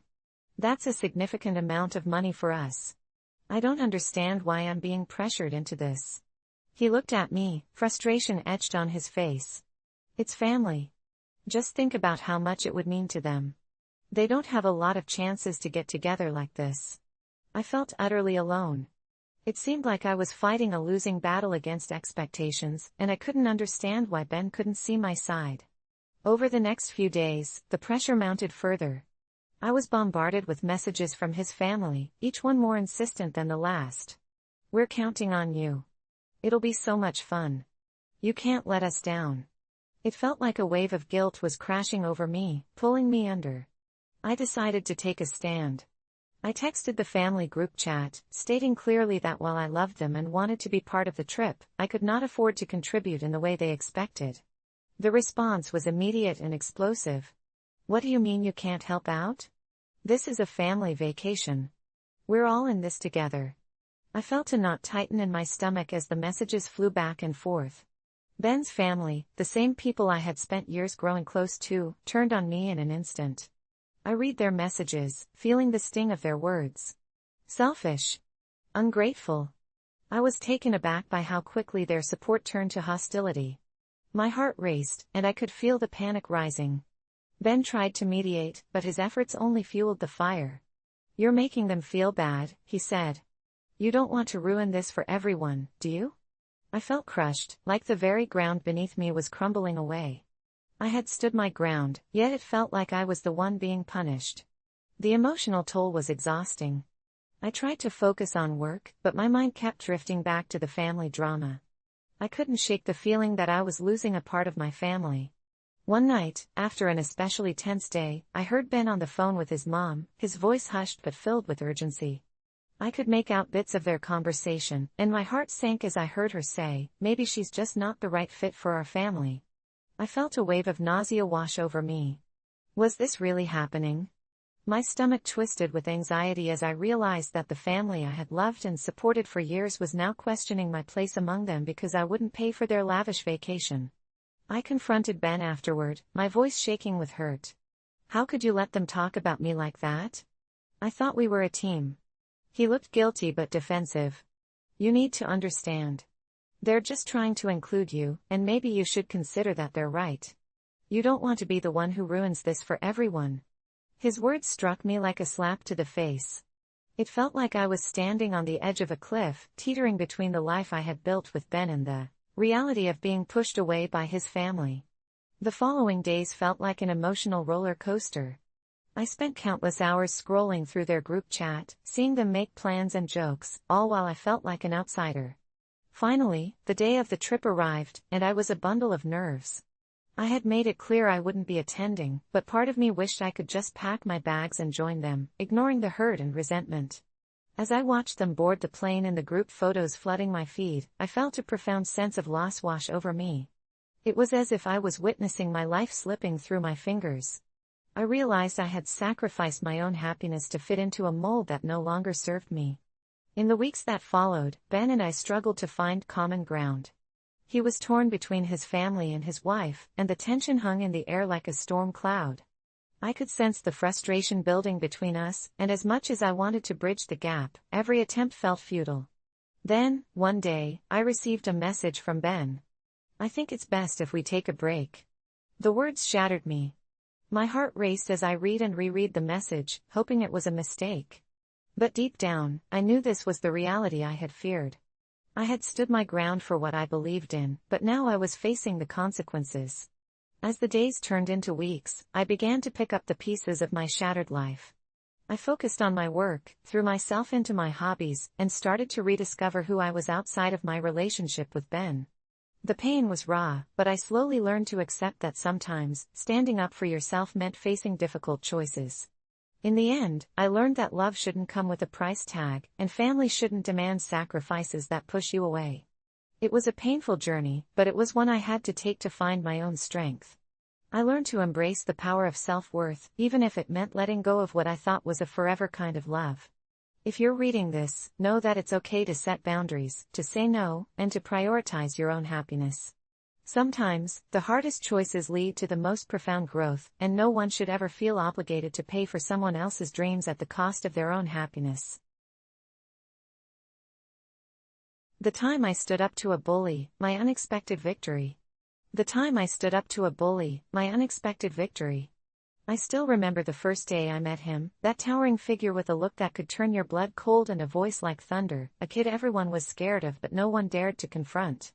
We all knew his name, Aaron, whispered in hushed tones across hallways and behind closed doors. He'd made it his mission to remind everyone he was the strongest, the toughest, and he'd target anyone who dared to challenge that narrative, even if that challenge was unintentional. It wasn't long before I became his next target. I wasn't exactly the most popular kid, but I kept to myself, a strategy I thought would keep me out of harm's way. One day, in the middle of gym class, I happened to glance at Aaron's direction. He caught my eye, and I could see something change in his expression, like he'd found his next victim. From then on, it was almost daily, the shoves in the hallway, the snide comments muttered just loud enough for me to hear, the occasional accidental trip that sent me sprawling on the ground. I felt trapped, as though I was constantly looking over my shoulder, trying to anticipate where he'd come from next. I tried everything to avoid him, altering my routes, slipping out of class a few seconds early, even asking my teachers if I could sit closer to their desks, hoping that proximity to authority would protect me. But it didn't matter. Aaron always found a way, like he could smell my fear, and every time he pushed me around, I felt my self-worth crumble just a little bit more. The worst was that no one else seemed to notice, or maybe they just didn't care. My friends looked the other way, teachers chalked it up to boys being boys, and even my parents didn't really understand, advising me to ignore him and hoping he'd get bored. But Aaron wasn't the kind to get bored. I began dreading school, feigning sickness just to avoid facing another day of his torment. I'd lie awake at night, my mind spiraling with worry, every inch of my body tensed for the blows that would come tomorrow, wondering how long I could keep this up before something in me broke. But there was one thing that kept me going, a small glimmer of anger that simmered beneath the fear, a resentment that grew every time Aaron threw me against a locker or laughed in my face. I didn't know what to do with that anger, though. I felt powerless against someone so much bigger, so much stronger. Then one day, everything changed. It was a Wednesday afternoon, right after school, and I was walking home alone, taking my usual shortcut through the park, hoping to avoid Aaron and his entourage. But I should have known better. As I turned a corner, I saw him standing there, waiting, a smirk on his face that sent a chill down my spine. He walked up to me, blocking my path, taunting me, mocking me for being weak, calling me names that I'd heard 1,000 times but still cut deep. I could feel the heat rising in my cheeks, the familiar surge of fear, but something in me snapped. I don't know where the courage came from, maybe it was the months of pent-up anger, the countless nights I'd spent dreading him, the exhaustion from constantly running. But I took a step forward, meeting his gaze head-on, and I told him to back off. My voice shook, but I didn't back down. His smirk faltered, just for a second, replaced by a look of surprise that quickly morphed into rage. He shoved me, hard, but I didn't fall. I stood my ground, even though my heart was pounding so loud I thought it might burst out of my chest. He tried again, but this time, something incredible happened. Someone saw. A woman walking her dog across the park had stopped, watching the confrontation unfold. She didn't know the whole story, didn't know who I was or who Aaron was, but she stepped forward, her voice calm but firm, telling him to leave me alone. And in that moment, I saw Aaron hesitate, saw him falter as the power he'd held over me slipped away. He mumbled something under his breath, gave me one last scowl, and then walked away, leaving me standing there, heart racing, hands trembling, but feeling something I hadn't felt in a long time, pride. I'd done it. I'd stood up to him. I'd faced my fear, and even though it had taken the help of a stranger to drive him off, I realized that the power he'd held over me was gone. From that day on, Aaron never bothered me again. He'd look at me sometimes, a flicker of his old arrogance in his eyes, but he kept his distance. It was as if he knew that I wasn't the same person he'd bullied for months, that I'd found a strength inside me he couldn't break. And as the days turned into weeks, I started feeling lighter, like I'd shed a weight I didn't even realize I'd been carrying. I started to enjoy school again, started walking through the halls with my head held a little higher, no longer feeling the need to hide. It was an unexpected victory, one that didn't come with a triumphant moment or a grand gesture, but one that taught me more about myself than I could have ever imagined. I learned that standing up for myself didn't make me weak, didn't make me the target. It made me strong. And even though the fear hadn't completely vanished, even though I still had moments where I'd catch myself looking over my shoulder, the victory I'd claimed that day had given me something even more powerful than confidence. It had given me the knowledge that I could stand up to my fears, that I was stronger than I'd ever realized. Looking back, I don't know if Aaron even remembers that day, if he thinks about me at all. But for me, it was a turning point, a moment that changed everything, a reminder that sometimes, the smallest acts of courage can lead to the biggest victories. And in the end, that's all that matters. The job offer that was too good to be true, my experience. The job offer that was too good to be true, my experience. It all started with an email, a simple notification about a job that seemed like a once-in-a-lifetime opportunity.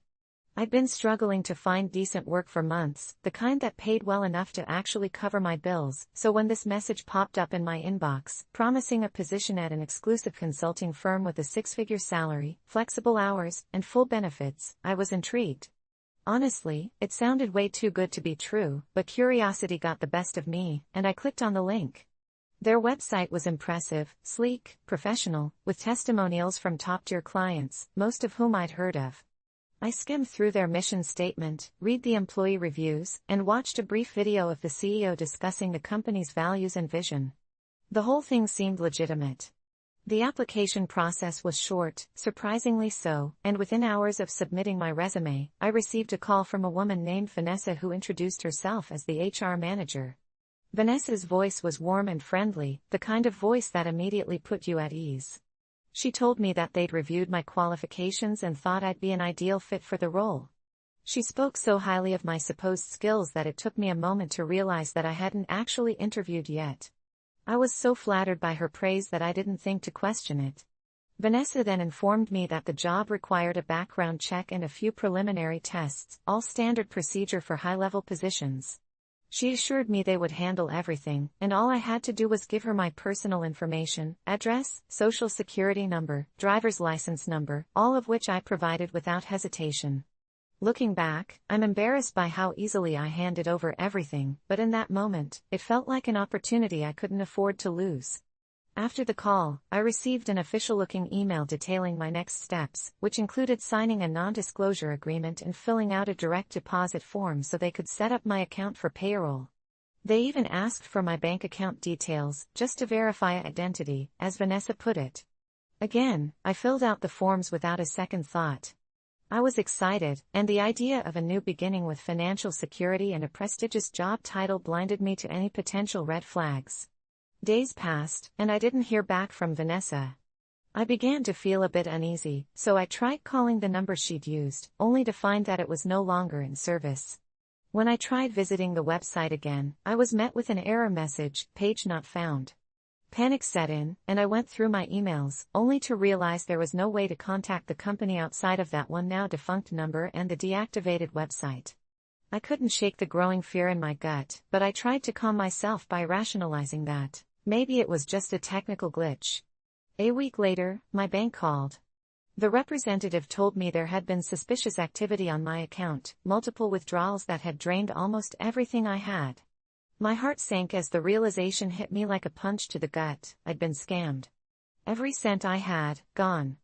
In disbelief, I explained to the bank what had happened, but without physical proof of any wrongdoing on their end, they couldn't do much to help. All I could do was file a report with the police and hope for the best. But that wasn't the end of it.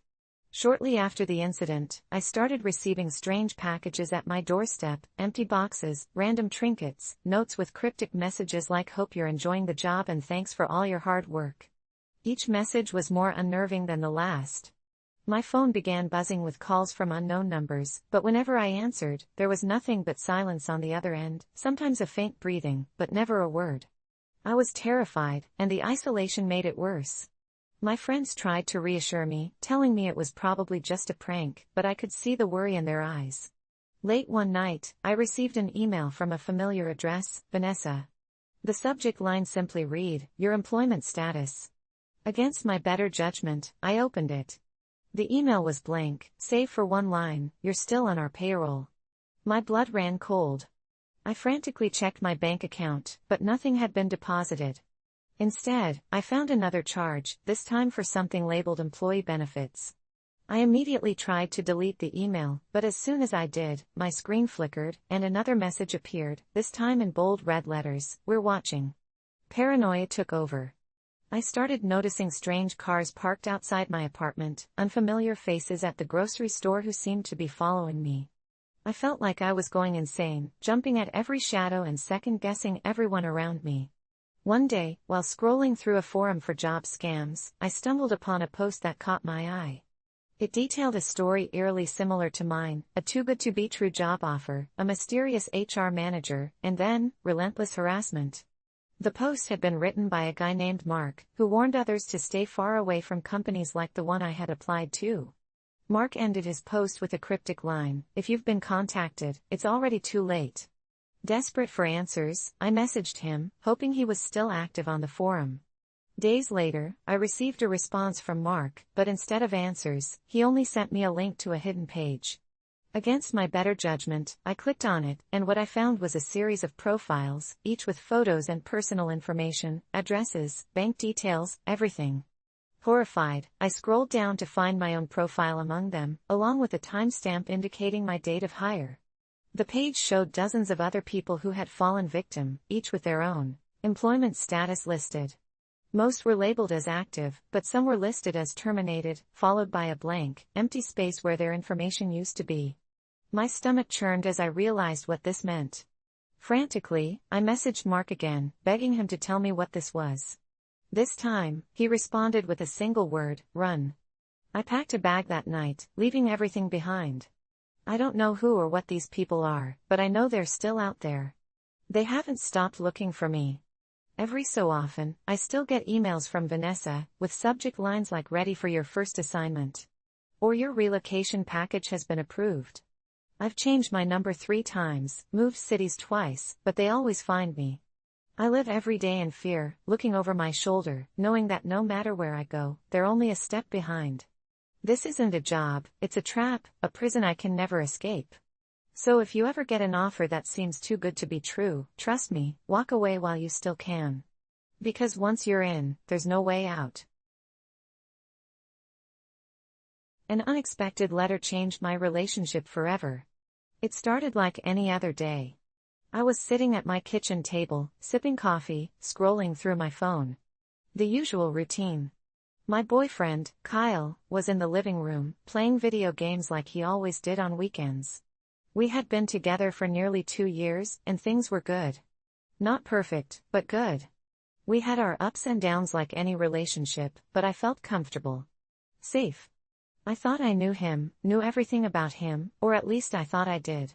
That morning, as I was about to leave for work, there was a knock on the door. A delivery man handed me a small package with no return address, just my name on it.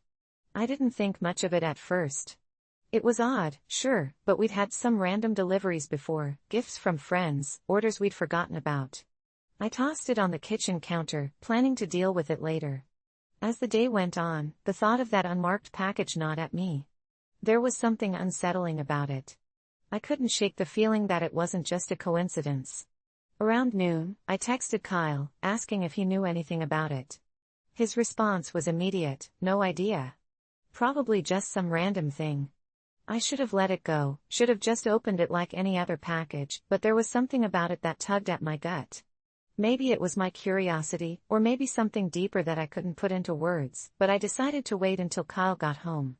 By the time he walked through the door that evening, the package was still sitting on the counter. I watched him as he walked past it without a glance, a slight feeling of unease building in the pit of my stomach. "What's that?" he asked casually. "I don't know. It came today. No return address." "Weird, right?" I said, trying to keep my voice light. Kyle shrugged, then went to the fridge to grab a drink. I wanted to ask him more, wanted to press him on why he seemed so unfazed by it, but I didn't. Maybe I was just overthinking it. After dinner, we settled on the couch to watch a movie. I had the strange urge to open the package, but I still held back. Kyle was on his phone, scrolling through Instagram, when I finally gave in. I got up, walked over to the counter, and picked it up. The package was heavier than I expected, a small rectangular box wrapped in brown paper. The paper was worn, like it had been through something, and I noticed a faint stain on one side. I didn't hesitate anymore. I ripped the paper off. Inside was a small, old-fashioned envelope. It had a wax seal with no insignia, just a deep red wax stamped with an unfamiliar design. My hands trembled slightly as I opened it, pulling out the letter. The writing inside was elegant, neat, and flowing. It was a short note. To the one who loves him, the truth is not what it seems. Watch carefully, and you will know him better than he knows himself. The letter was unsigned. I stared at it for what felt like an eternity, my mind racing. I didn't know what to think. What truth? What did it mean? Why send me a letter like this? It didn't make any sense. When I looked up, I realized Kyle was standing in the doorway, watching me. I hadn't even heard him get up. "What is that?" he asked, his tone suddenly serious. I tried to act normal, tried to laugh it off. "It's just a weird letter. Someone's idea of a prank or something." But he didn't laugh. He just stood there, his eyes darkening, his face unreadable. "Who sent it?" he asked, his voice cold. "I don't know," I said, my voice faltering. "It's just a weird letter." Kyle's eyes narrowed, and for the first time in a long time, I saw something in him I didn't recognize, a flash of anger, of fear, of something more than just curiosity. "You shouldn't have opened that," he said, his voice low. "What do you mean?" I asked, now genuinely confused. "It's nothing. Just a stupid letter." But Kyle didn't move. He didn't respond. He just stared at me, like he was seeing something he hadn't noticed before. Finally, he walked out of the room without saying another word. I felt a chill run through me as I sat there, staring at the letter. I didn't know what was happening, but I knew something wasn't right. Over the next few days, Kyle grew more distant. He seemed different, colder, as if he were hiding something from me. Every time I tried to talk to him about the letter, he would brush it off or change the subject. The atmosphere between us began to shift. The small, intimate moments we used to share, cooking dinner together, watching movies, joking around, faded away. In their place was silence, tension, and unspoken words. It felt like there was a wall between us, a wall that had never been there before.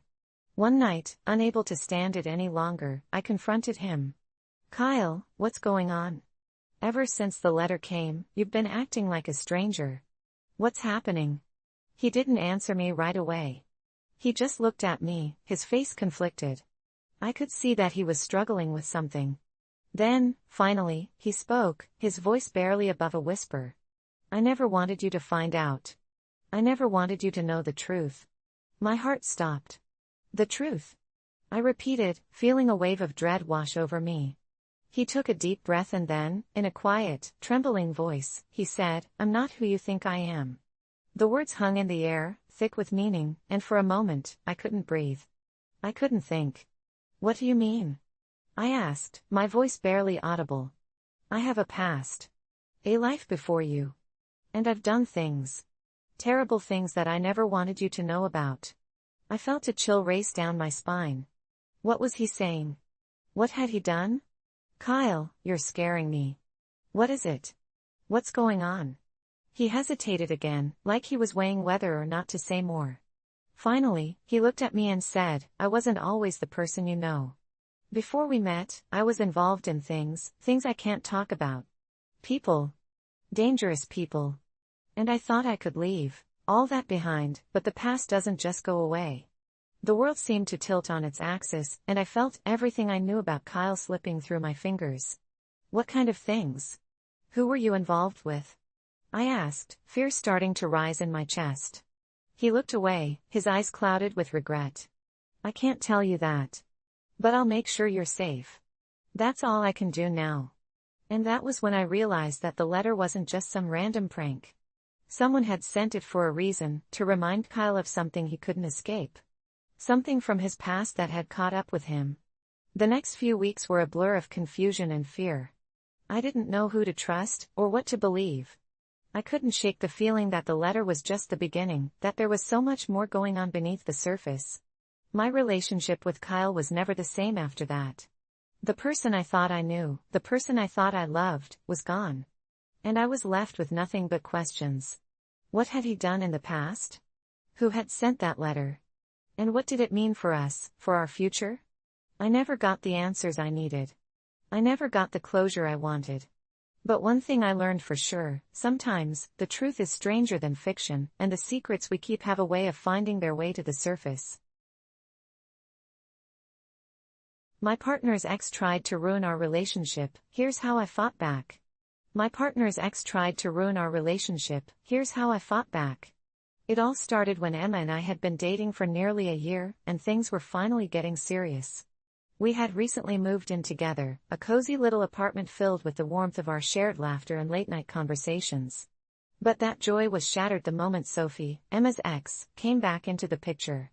It was subtle at first, almost too subtle. Emma and I were grabbing a late breakfast at our favorite brunch spot when she got a message, and I watched her face pale slightly as she read it. "It's Sophie," Emma said, her voice tight. Sophie was Emma's ex-girlfriend, and from what little I'd been told, their breakup was a complete disaster. Apparently, Sophie hadn't taken it well, spiraling into obsessive behaviors and dramatic displays of heartbreak. But Emma had assured me she was over it, that Sophie had finally moved on. However, seeing Emma's reaction that day, I knew we were in for trouble. Sophie began popping up everywhere. At first, it seemed like a coincidence. We'd run into her at the grocery store or spot her across the street while walking our dog, but soon, it became undeniably intentional. Emma was visibly anxious, and I started feeling like our relationship was under siege. We talked about it one evening, our conversation stretching into the small hours of the night. "Maybe she's just trying to get closure," Emma reasoned, but there was a note of doubt in her voice. I disagreed. Sophie's reappearances didn't feel like closure-seeking, they felt calculated. It wasn't long before we got our confirmation. One day, I came home from work to find a handwritten note slipped under our front door. The paper was torn at the edges, and the words were scrawled in a manic, almost illegible script: "You'll never be as good as me. She'll always love me." The note left a chill in my bones, but I knew we couldn't just sit around, feeling terrified. We reported it to the police, but they brushed it off as a simple case of harassment that didn't warrant action. I was furious and felt powerless, but that was only the beginning. Our social media accounts started getting strange messages, each one more unnerving than the last. Sophie had created fake profiles to lurk in our lives, posting comments that twisted the narrative of our relationship. She painted Emma as a cheater, me as a manipulative force that was controlling Emma, and our relationship as a toxic disaster waiting to implode. Our friends started getting messages too, cryptic warnings about how I wasn't to be trusted. Emma broke down one night, sobbing uncontrollably in my arms. "I thought she was gone," she whispered. I felt rage boil under my skin. I hated seeing the woman I loved brought to tears by the ghost of a toxic past. It was then that I decided I couldn't be passive anymore. I had to fight back, but it wasn't going to be easy. My first plan of attack was to gather evidence. I started documenting every message, every interaction, creating a detailed timeline of Sophie's harassment. We adjusted our privacy settings, locking down our social media and cutting off any public access points. But Sophie was relentless, finding new ways to infiltrate our lives. One morning, we woke up to find our apartment door defaced with spray paint, a neon pink insult directed at me. We knew Sophie had crossed into dangerous territory. That's when I hired a private investigator, someone who could help me uncover what Sophie was doing behind the scenes. The PI, a woman named Rebecca who carried herself with a calm authority, quickly found that Sophie was indeed monitoring us obsessively. Rebecca uncovered a web of false identities Sophie was using to infiltrate online support groups Emma was a part of. Sophie had even joined a hiking club Emma and I had recently become members of, posing as a friendly new face just to be near us. It was a level of obsession I couldn't fathom. I confronted Emma with everything Rebecca had found, and for the first time, I saw her anger spark through the fear. "We can't let her win," she said, and I agreed. That's when we decided to take our narrative back. We started our own online campaign, posting about the reality of our situation in subtle ways, making sure our friends knew the truth. We reached out to those who had received Sophie's messages, calmly explaining what was happening. To our surprise, the outpouring of support was overwhelming. People started blocking Sophie's fake accounts and reporting them en masse. But Sophie wasn't finished. The climax came on a stormy evening when we returned home from dinner to find our apartment completely trashed. Picture frames smashed, our couch slashed, and in the center of our living room was Sophie herself, eyes wide and wild. She was holding a picture of Emma and me, trembling with rage. My instincts kicked in, and I carefully stepped in front of Emma. "Call the police," I said, my voice steady despite the adrenaline surging through my veins. Sophie lunged at me, screaming about how Emma belonged to her, but I managed to hold her off until the cops arrived. They took her away, and that night, Emma and I sat together in the wreckage of our home, exhausted but relieved. With Sophie finally arrested, we had enough evidence to press charges, and a restraining order was put in place. In the aftermath, Emma and I worked on rebuilding our lives, slowly patching up the cracks Sophie had tried to create between us.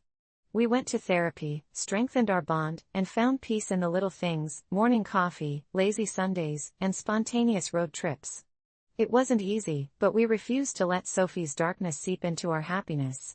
Looking back, I know we fought for what we had, and I learned that love, the kind worth fighting for, isn't something anyone can take away.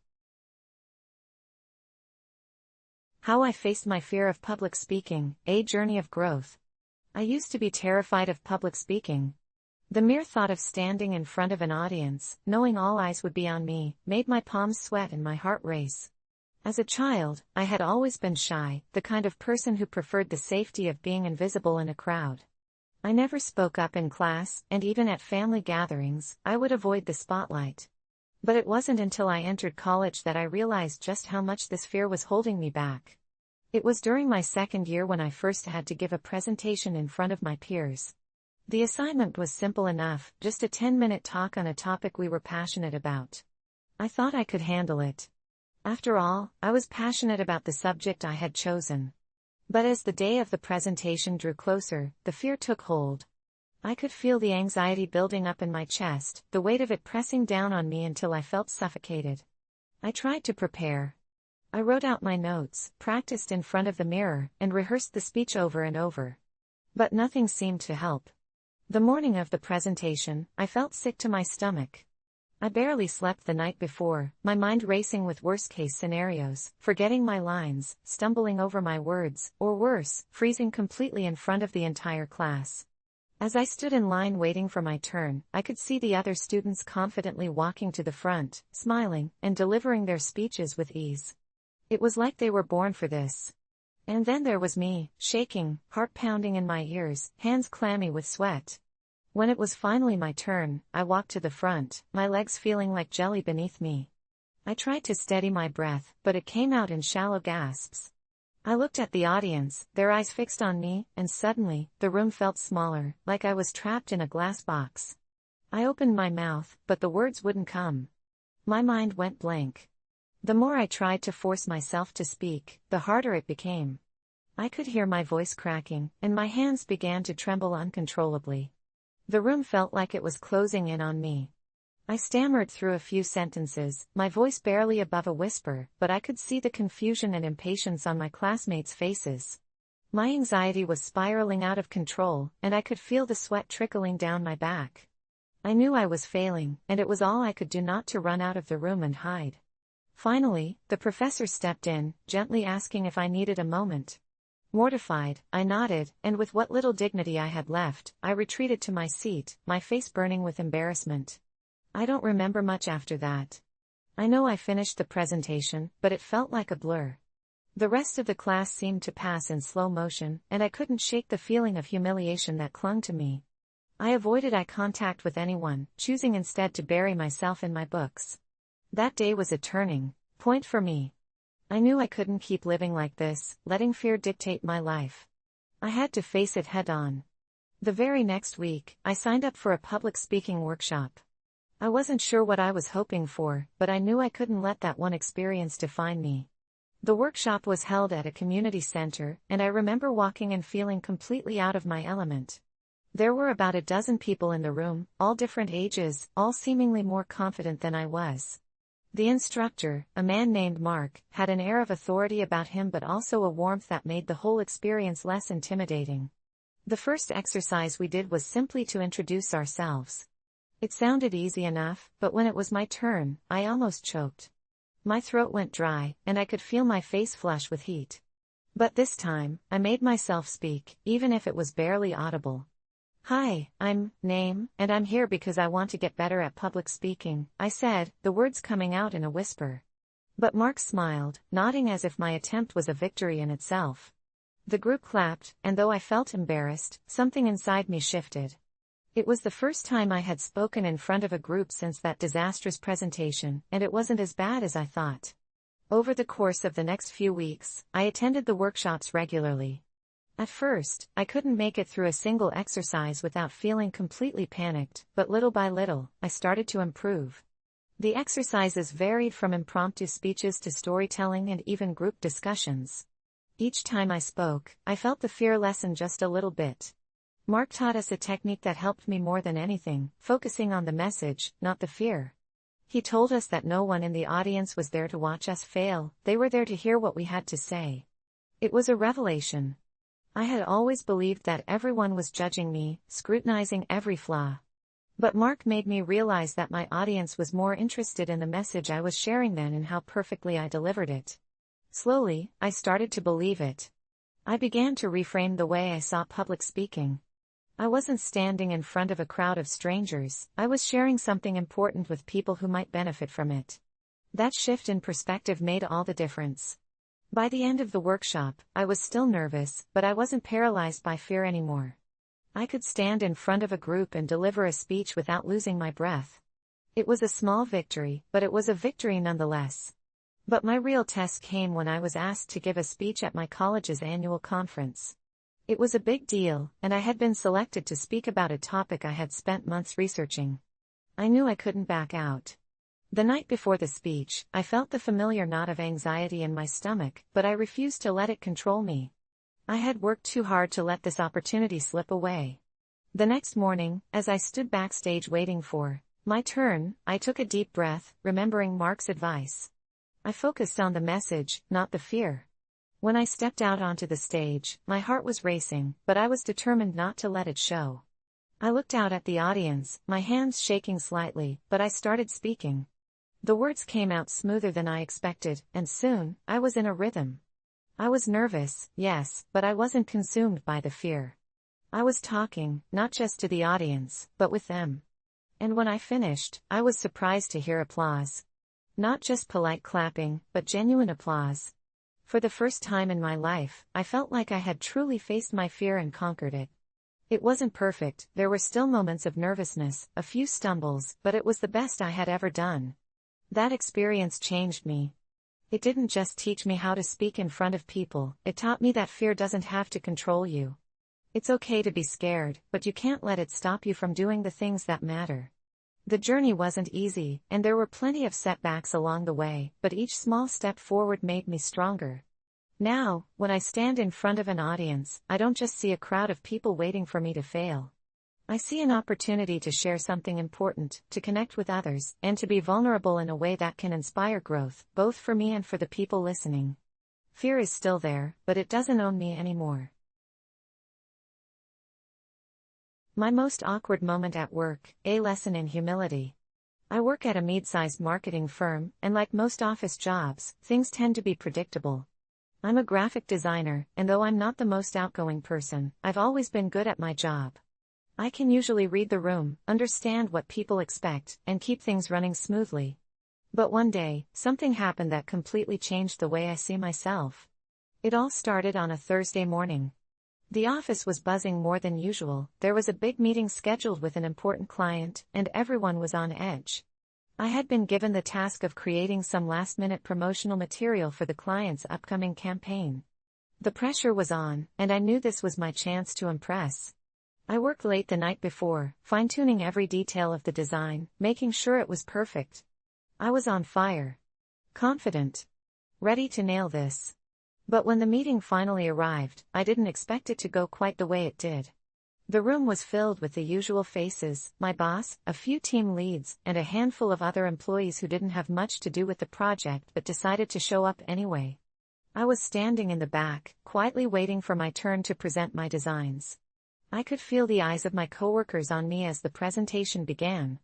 Everything was going fine at first. The client seemed impressed by the initial slides. The energy in the room was good. Then it was my turn. I walked up to the projector, feeling my palms sweat. My presentation was queued up, my designs ready to shine.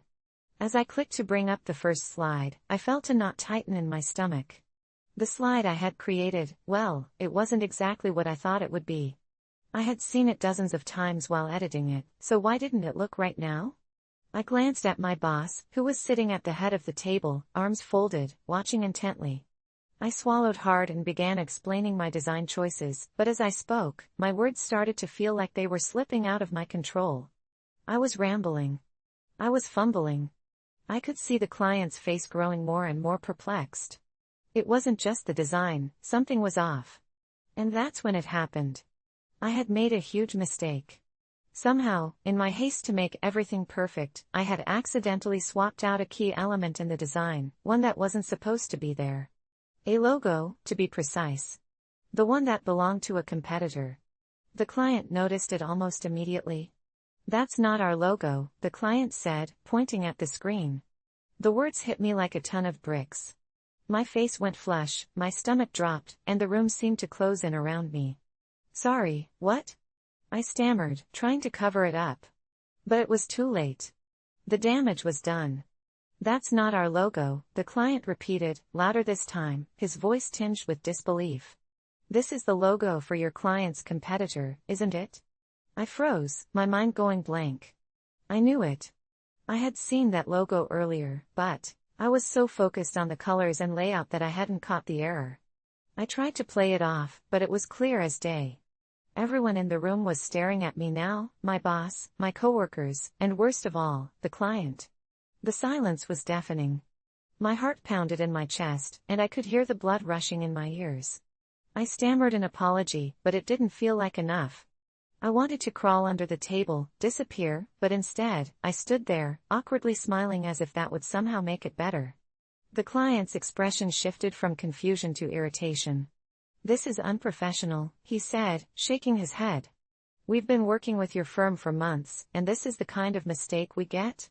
The words stung, each one cutting deeper than the last. My boss gave me a look that I will never forget, disappointment mixed with frustration. I wanted to explain, to tell them it was an honest mistake, that I was just trying to do my best. But nothing I said seemed to matter. I felt small, insignificant. My confidence, which had been so high just an hour ago, was completely shattered. The meeting ended shortly after that. My boss didn't yell at me, but I could feel the tension in the air. He told me to stay behind after the meeting was over. My hands were shaking as I packed up my things, walking slowly toward his office. When I stepped inside, he closed the door behind me. He didn't say anything at first, just looked at me. The silence was thick, suffocating. Finally, he sighed. "You made a serious mistake today. A mistake that could cost us the client. I know you've been working hard, but you can't afford to let something like this slip through the cracks." I nodded, unable to speak. I felt like a complete failure. "I understand," I said quietly. "It was a huge mistake, and I'll make sure it doesn't happen again." He nodded, but his expression didn't change. "You need to learn from this. Take responsibility for your mistakes, and don't let your ego get in the way. You can't let a small setback define you, but you also can't brush it off like it didn't happen." I left his office feeling worse than ever. The rest of the day was a blur. I couldn't focus on anything. Every time I closed my eyes, all I could see was the client's face, the disappointment in their eyes, and my boss's stern expression. I spent the rest of the afternoon going over the presentation again, trying to figure out how I could have caught the mistake. But the more I thought about it, the more I realized the truth. It wasn't just the logo. It wasn't just the mistake. It was how I handled it. I let my ego get in the way. I thought I knew everything, that I had everything under control. But I didn't. I was so caught up in trying to impress everyone that I didn't take the time to double-check my work. I let the pressure get to me, and I ignored the signs that something was wrong. It was a hard lesson, but a lesson I needed to learn. The next day, I apologized to the client. I took full responsibility for the mistake and assured them that it wouldn't happen again. It wasn't easy, but I meant every word. To my surprise, they accepted my apology and gave us another chance. It wasn't an instant fix, but it was a step toward making things right. That experience taught me more than just how to be more careful with my work. It taught me about humility. It taught me that no matter how confident you are, you're never above making mistakes. And it taught me that when you do screw up, the most important thing is how you handle it afterward. You can let your mistakes define you, or you can learn from them and grow. That day changed me. I've never been the same since. I've become more cautious, more aware, and most importantly, I've learned to check my ego at the door. I may have embarrassed myself in front of my boss and the client, but I came out of that experience a better person. And now, when I make a mistake, I don't just beat myself up about it. I acknowledge it, learn from it, and keep moving forward. So yeah, that was my most awkward moment at work. It's a moment I'll never forget, but one I wouldn't trade for anything. Because without that mistake, I don't think I would have learned what I did about humility. And sometimes, that's the most valuable lesson of all.